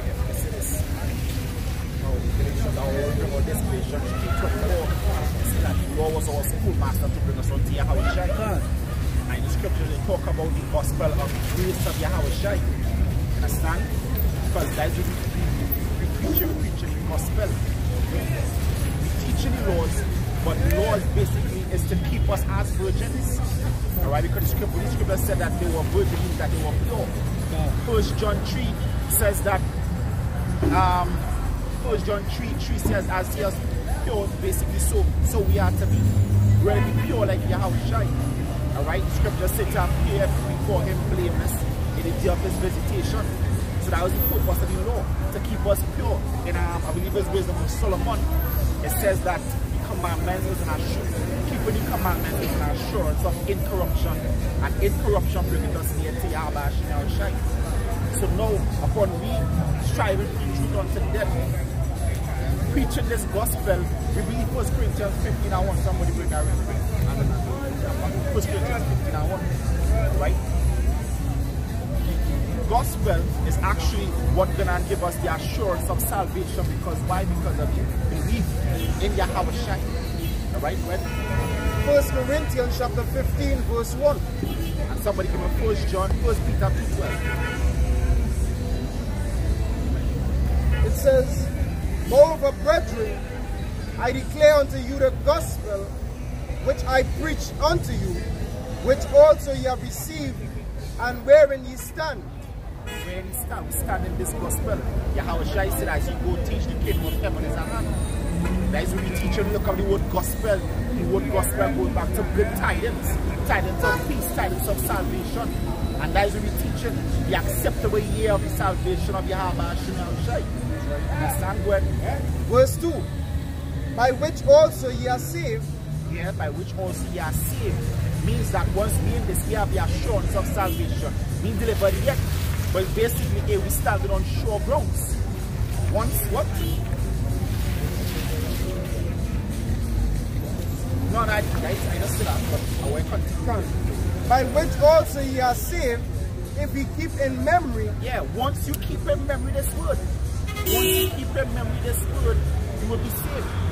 Once you do things written in this book, once you believe in the whole gospel, and eat the whole role, alright, believe in the name of Yahweh Shem Yahushua, and ain't deny it, alright, you ain't deny the name of the Lord, you ain't take the Lord's name in vain. Means what? To have the Lord's name as of little words. Alright, the scripture said in Proverbs 18:10, the Lord's name is a strong tower. So if you take the Lord's name in vain, basically you say that the Lord have no might. His name has no might. Alright? And the scripture said, by the name of Yahweh Shai, all knee shall bow and all things shall confess. And that is just the Son. Think about the Father when you call the Most High name be like, hey, like it's not like this is your name, alright? Or though we angels used to say, I'm at dog's head. They seem like when you say by saying that any name, Yahweh Hashem Yashai, it don't really matter. It don't matter if you know it or not. Guess what? You wouldn't be delivered. You wouldn't be saved. Because that is part of the doctrine. That is part of the gospel. The gospel is that Yahweh Hashem Yashai has returned unto Israel. That is the gospel. You understand? So if you cast the Lord's name aside, guess what? You ain't preaching the gospel. Basically, teach whatever words you want. But as long as there's not in the name of Yahweh Hashem Yashai, you are not teaching the gospel. You're not teaching the gospel. Because that is the good news. What is the good news? Salvation. Salvation from what? Who will save us? Where's the danger? Most High. Who are they? Christ, how we in slavery about 1500 years now. You understand? He brought me here on the back, on the ship. You understand? So who gonna save us? Christ? The white man? They're not gonna do nothing for us. You understand? So like the brother Yashamai from Jamaica, he sent a video there. Sizzle at Atlanta and fucking Vegas. Talking out of the ass about Selassie. Selassie ain't saving nobody. He flee from the people in shame. Right? 6 secure from the white man. Come back and then he died. Exiled and was buried underneath a toilet. He came back and he was stronger to them. Sure. He stifled him. We're conquering life from what tribe? Not the tribe of Judah. Hey. Luke chapter 4 verse 18. The Spirit of Yahweh Ba'ashem Yahushai is upon me, because he has anointed me to preach the gospel to the poor. He hath sent me to heal the brokenhearted, to preach deliverance to the captives. Who's the captives? Well, everybody will be captivity as sin. Now, talking about Israel back then. Go ahead. And recovering of sight to the blind. Who's the blind? Scripture said who's exactly who's blind but my servant. And him that has eyes. Go ahead. To set at liberty them that are bruised. Who's bruised? Hosea 6 and 1. Go down to verse 2. You understand? They are bruised and torn us and now he healing us. You understand? Huh? Okay? You understand? I think that's in Isaiah 1 too. You understand? Well, coming back to 1 Corinthians 15 and 2, it says, what I preach unto you, unless ye have believed in vain. God, and he was talking about the gospel. The preaching the gospel. Look at the word gospel and go back to good tidings. It says Isaiah 52 verse 7.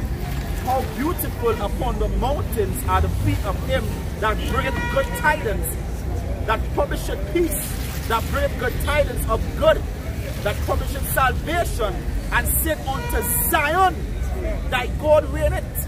No way for that piece of thing. And said unto Zion, thy God reigneth. That is the gospel. Unto whom? The Negroes, Latinos, and Native Americans. Right. That is what the gospel for. That is what the gospel being preached to. And not all Israel, because they are not all Israel that are of Israel.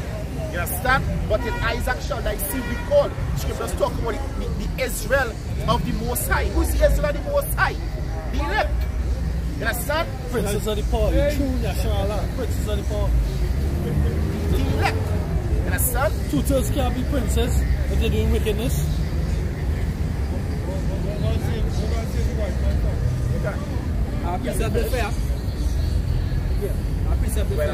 This is Romans chapter 10. I'll read verse 19 and then go up. Right? Drop back up. It says, but I say, did not Israel know? First Moses said, I will provoke you to jealousy by them that are no people. And you know what's the beautiful thing about this truth? It's that you can't choose to come in this. You have to be called. You understand? You be called. Not that people that go on a deathbed and then they say, well, they're ready to accept the Lord. You can accept as much as you want. Guess what? It's once the Lord wants you.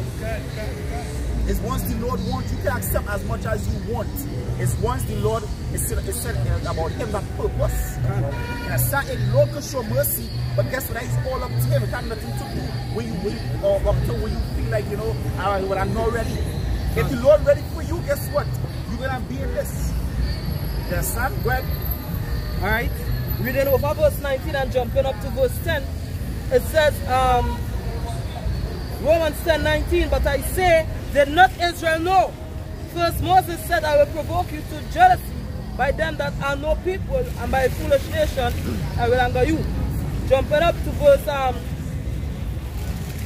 13. And guess what? The men that know, and the scripture said, I speak not unto them that know not, but to them that know. The men that know would know what that scripture actually talking about, because when you go to Hosea going to tell you who are them that were not a people. It wasn't talking about other nations. You understand? Go ahead. It says, for whosoever shall call upon the name of Yahweh Shem Shai shall be saved. You understand? Whosoever. But it's not just calling. You got to call, as the scripture said, in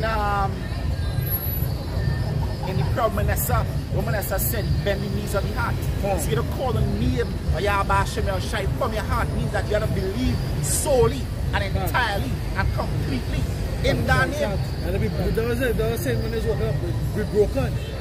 Because the scripture say the sacrifices of the Most High are broken and a contrite heart. You got to be broken, and Yahweh Shai is your only resort.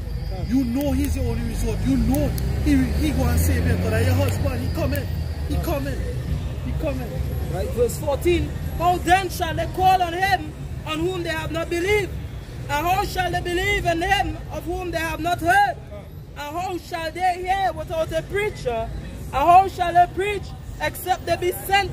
As it is written, how beautiful are the feet of them that preach the gospel of peace and bring glad tidings of good things. But they have not all obeyed the gospel.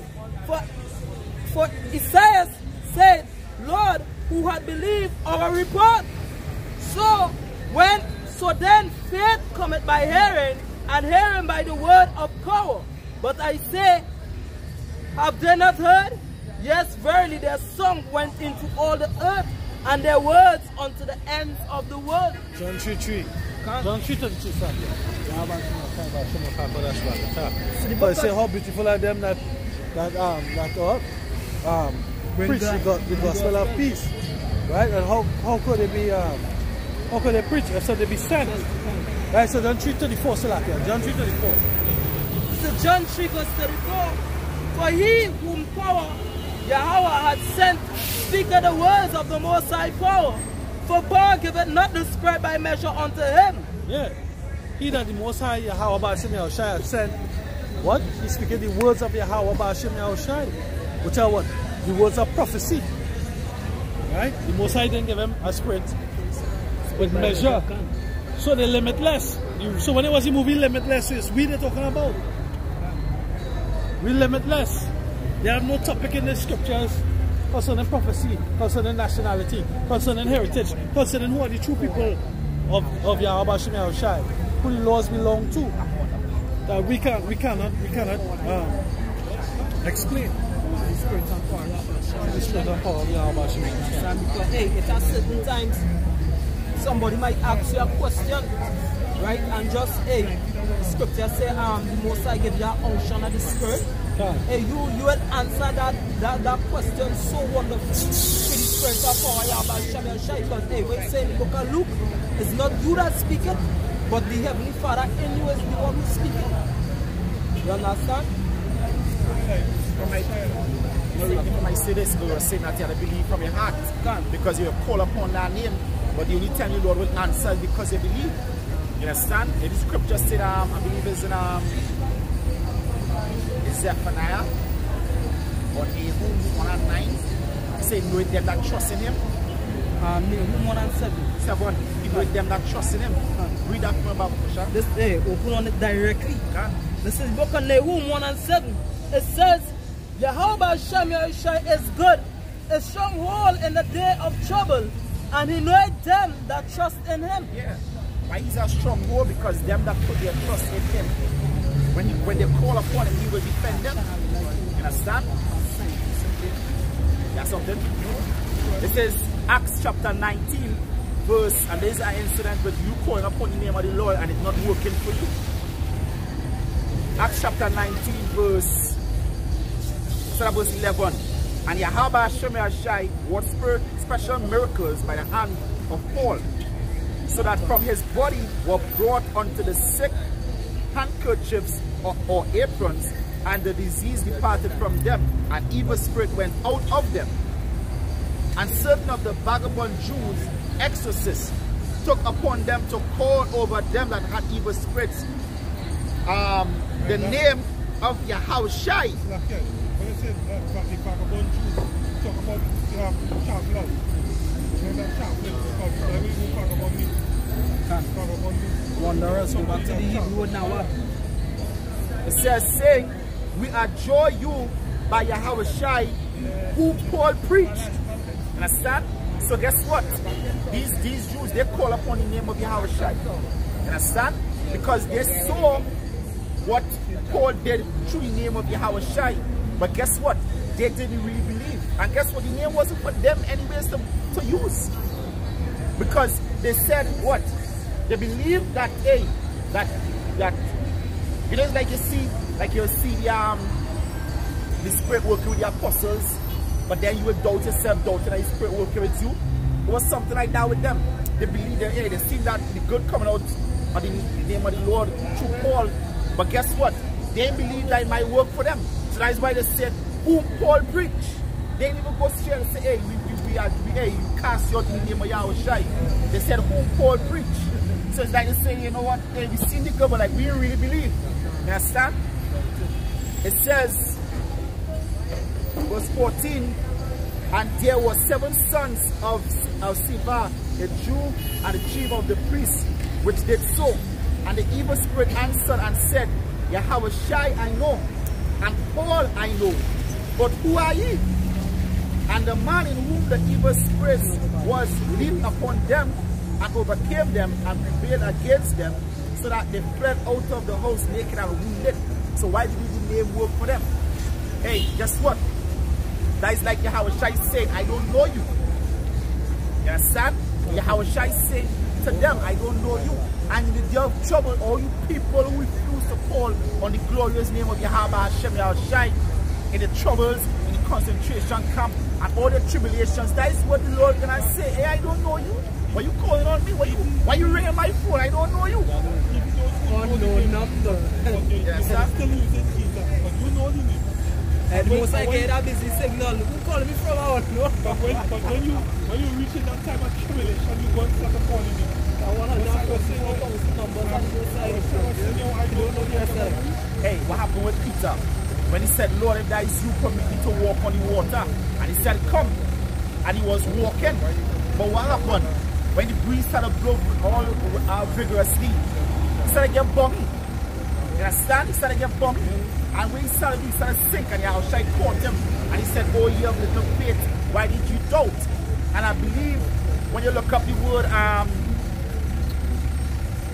believe it's doubt, it actually goes back to fear. When you look up the word doubt, it goes back to fear. So in time of trouble, guess what? You're not supposed to fear. You have to have faith that the Lord is going to deliver you. Because fear is going to bring in doubt. Fear is going to open up that door for doubt and his friends to come in. You understand? That's what fear is going to do. You understand? Guess what? Daniel was not afraid. Azariah, Mishael, I was forgetting the next one name, Hananiah. They weren't afraid. You understand? They weren't afraid. And what happened? The Lord delivered them. When you read Psalms 37, it talk about the men that put their trust in the Lord. You understand? The woman and she's 7 sons, they weren't afraid. One of the sons held out his hand and pushed his tongue out and said, hey, you do what you have to do. These, you know, the Lord came here at the dog and gave them back. He said, I have all faith in Yahweh Hashem Yahushai. Put your trust in him. And pray for that increase in faith. Right? This is 1 John chapter 4 and 18. There is no fear in love, but perfect love chases out fear. Perfect love chases out fear, because when you have perfect love, means that you don't do things that right before the Lord. But when the love not perfected, because you're doing something and it's still in the back of the mind, if the Lord really will deal with you in this situation, you had a doubt. And that way the scripture said in 2 Corinthians 16, don't let your sins weigh you down. Because when you sin, you're going to be studying where you don't want to Lord do the women still. You understand? That is what perfect love will cast out, because perfect love will know you will do the things that the Lord commanded. If you love me, keep my commandments. This is Romans chapter 14 verse 23.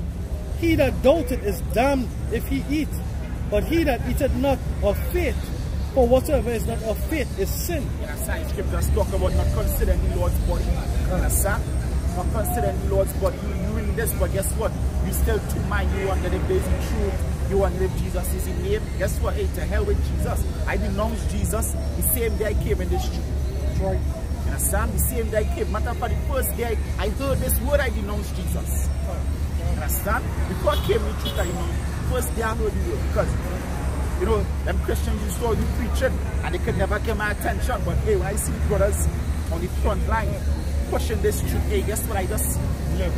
It's like you know, trying to move, but I can't move. You understand? Then I enter the house of the Lord. You understand? Well, the book of Joshua chapter 1 verse 9. Have not I commanded thee? Be strong and of a good courage. Be not afraid. Somebody read Deuteronomy chapter, I believe it's chapter 20 and 1. Right? Neither be thou dismayed, for the Lord thy power is with thee whithersoever thou goest. God said what he will never leave you nor forsake you. I know that. Deuteronomy 20 and 1. He said, only be strong. Wait, when you read it, you have to read on a little bit more. When you keep knocking at the door and you have faith, and when you're almost ready, you're ready to be broken, get the Lord to let you. It's not like the flesh change. Put it still outside there. Hey, you ever watch Matrix? Wow. Where you think Morpheus was teaching you? Faith. Now he was teaching you faith. When you run and jump over the building. Where you think go with Neo? Why you said for? Because you don't. You understand? You don't. There's going hand in hand. It's faith. You understand? Faith is what take you over. Once you believe, you're going over there. You're going over there. And how you end up getting the full spirit? Because you believe. Because you understand? You understand? And what happened? When he jumped, when he shooting all the bullets, he started believing that he stopped the bullet. Faith. Just to go back on what you were saying concerning okay, I think I'm money on the ground there, right? Yeah, concerning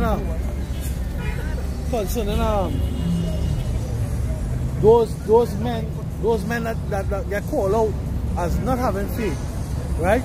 Not even though they're saying there's like, that's why they said, well, they drew the example of them saying Yahweh Shai who Paul preached because they didn't fully believe. Watch this example where Yahweh Shai himself took men of faith with him to do a healing. This is Luke chapter 8 verse 41. And behold, there came a man named Jairus, and he was a ruler of the synagogue, and he fell down at Yahweh Shai's feet and besought him that he would come into his house. For he had one only daughter about 12 years of age, and she lay dying. But as he went, the people thronged him. And a woman having an issue of blood 12 years, which had spent all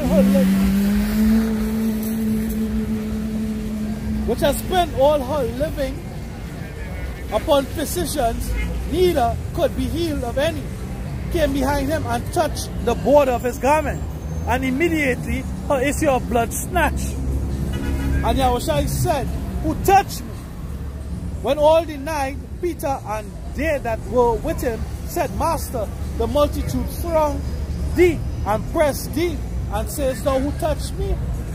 So they're asking him, look at masses of people, who are you going to say who touched me? You understand? Hey, when I go in church, pastors always have this time before deliverance and healing. And they will say, hey, this person healed. And if the person don't heal, they will say, well, hey, the person don't have faith. But when Yahweh Shai tell you 12, heal the sick, raise the dead. Why still have dead people? Why don't go in the mortuary and raise the dead? Remember the youth man come and say, oh, never heal the sick. I heal the sick, and what can I say? You understand? When he sent Centurion's son, didn't know anything about what his father was going. But he sent you and said, hey, once you said the word, it will happen.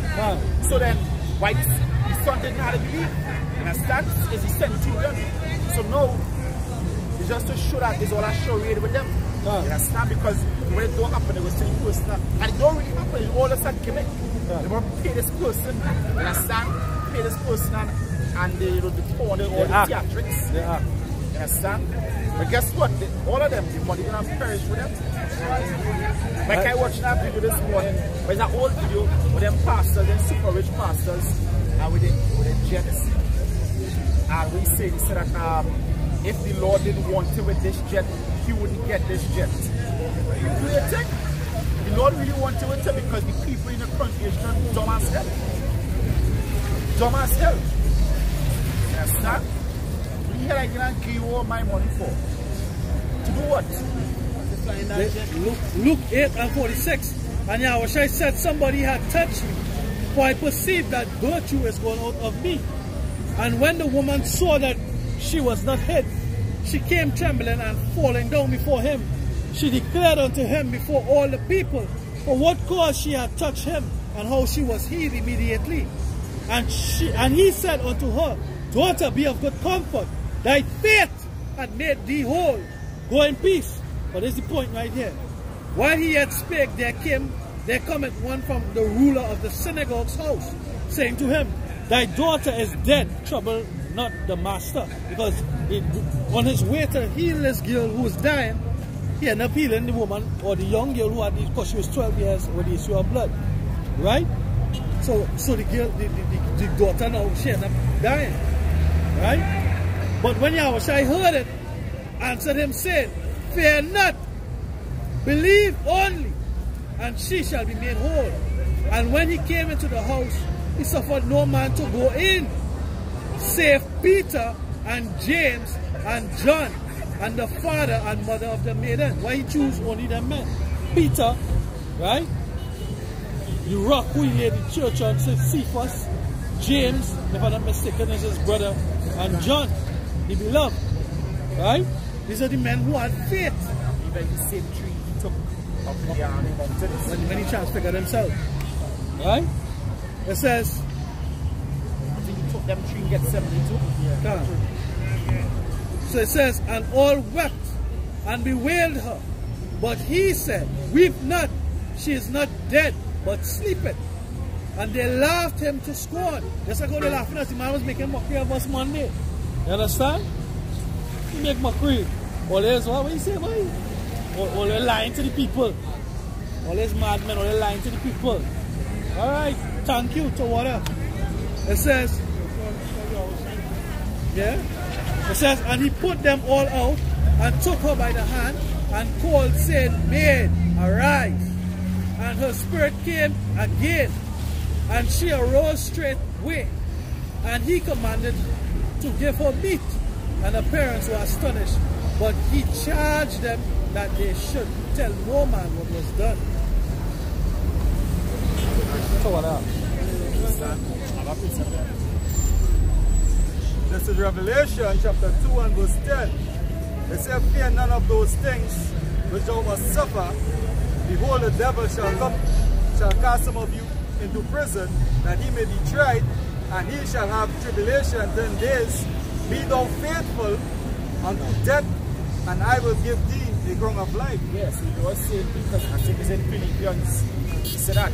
He said, whether in life or death, you understand, you live unto Yahushua, down to Yahushua. The Lord said, hey, your life is mine. That's why the scripture said, well, the prisoner of the Lord. See, if we are the prisoners of the Lord, if the Lord requires us to die, then we die. If the Lord requires us to live, then we live. It's all up to the will of the Lord. Yeah, if the Lord requires us to fall, we're going to fall, but we're going to get back up. Our righteous man fall 7 times. All that is for what? You're strengthening your faith. Like I said, it's true. The other day I was watching the news, and some fella, I think some months back, some fella he posted something on Facebook, and they hold him as a terrorist. And what I was saying on the news, that if you get pulled as a terrorist in Trinidad, your bail is $1 million, and you go to jail for 1 million years. You understand? And we been out there too. We can be considered terrorists. And the scripture says, devil shall cast some of you to prison. So hey, you have faith. We Yeah, I feel to become men here to in prison and here they can spend $1 million years and your bill is $1 million. We not laugh. Because we not happy. From Yeah, now 1 to 10. We know, hey, we gonna be here for a short time. Hey, the angels deliver Peter out of jail. That Peter Paul. Because now we're going to see that too. The angels deliver Peter. It's Peter. This is the book of Jeremiah 1:17. 20 and one after. It says, Jeremiah 1:17. It says, Thou therefore gird up thy loins and arise, and speak unto them all that I command thee. Be not dismayed at their faces, lest I confound thee before them. For behold, I have made thee this day a defense city, an iron pillar, and brazen wall against the whole land, against the kings of Judah, against the princesses thereof, against the priests thereof, and against the people of the land. And they shall fight against thee, but they shall not prevail against thee, for I am with thee, said the Lord Yahweh Hashem Shai, to deliver thee. So we can't be afraid. Scriptures talk about the men that hazard their life for this. Make your forehead hard against their forehead. God told us to come out here and preach this way. You understand? If it wasn't for the will of the Most High, guess what? The apostles were stoned, they were beaten, they were killed. And if that is our lot, it doesn't stand with the lot. If that is our lot, then that is our lot. You understand? But woe to them that trouble us. Somebody give me that. First Thessalonians 6. I want you to pick it up as well. Hebrews 3:12. Let's take heed, brethren, lest there be in any of you an evil heart of unbelief in departing from the living power. God.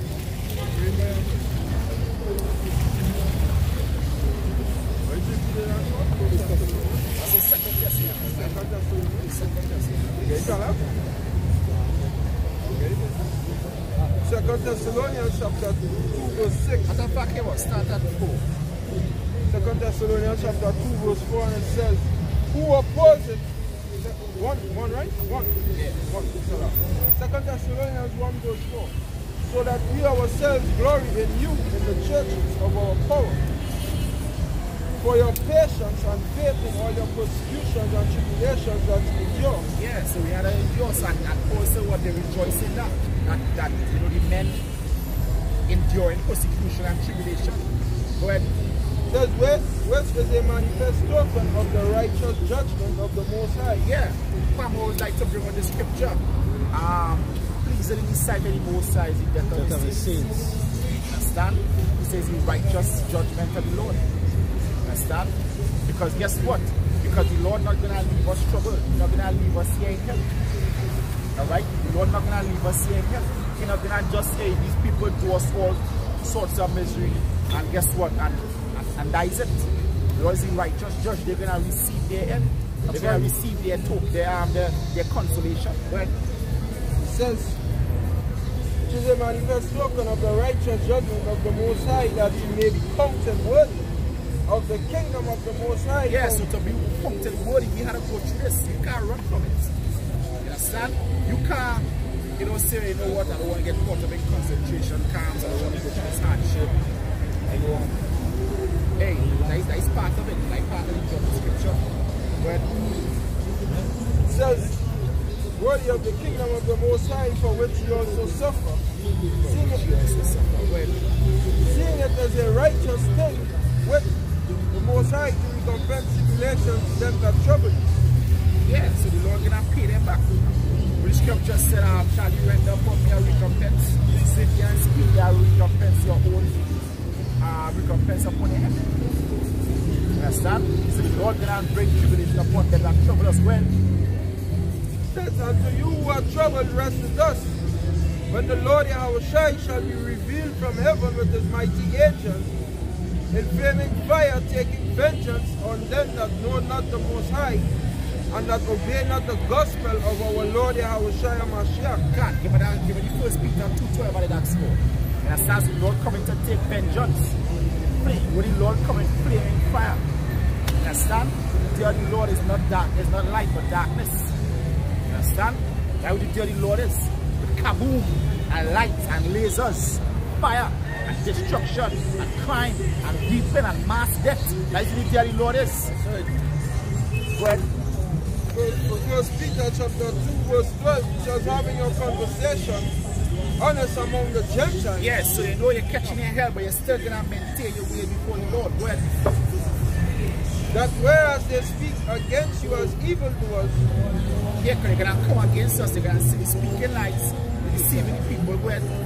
They may by your good works, which they shall behold. Yeah, so they're going to be all our good works, because continuously we come out here, we can out, preach this word, and not only when we come out here, we maintain our ways off the camp.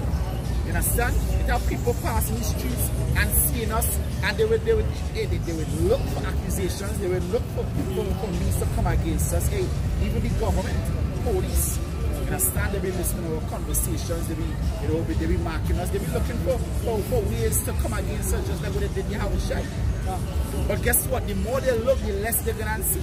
Go ahead. Says, whereas they speak against you as evildoers, they may by your good works, and you shall behold, glorify the Most High in the day of visitation. Because guess what? Your good works, your conversation, the scripture said, Titus, I mean, talk about, behaving yourself wisely among them, the unbelievers. You understand? So by the way you maintain, by your words and the way you maintain yourself, can actually convert somebody to this truth. You can actually convince them to serve your Yahushua. You understand? So it's not only your words but your actions. This is Romans 8, verse 33 on down. Who shall lay anything to the charge of the Most High Yahweh's elect? It is the Most High Yahushua that justifies. Who is he that condemneth? It is a Mashiach that died, yea rather, that is risen again, who is even at the right hand of the Most High power, Yahweh, who also maketh intercession for us. Who shall separate us from the love of a Mashiach? Shall tribulation or distress, or persecution, or famine, or nakedness, or peril, or sword? As it is written, for thy sake we are killed all the day long. We are counted as sheep for the slaughter. Nay, in all these things we are more than conquerors through him that loved us. For I am persuaded that neither death, nor life, nor angels, nor principalities, nor powers, nor things present, nor things to come, nor height, nor depth, nor any other creature shall be able to separate us from the love of the Most High power, which is in a Mashiach Yahushua our Lord. With that, I'm going to give all praises to Yahweh, Ba'Hashem Yahushua, Ba'Hashem Rakakodash. Give double honor to the apostles of greatness and well. Salutations to the American Grand Saints elect. The brothers of Trinidad camp, out here again.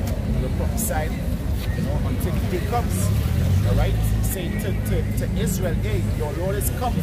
Wake up and right strive through unto death. Right? They say, alright? Death to the dudes.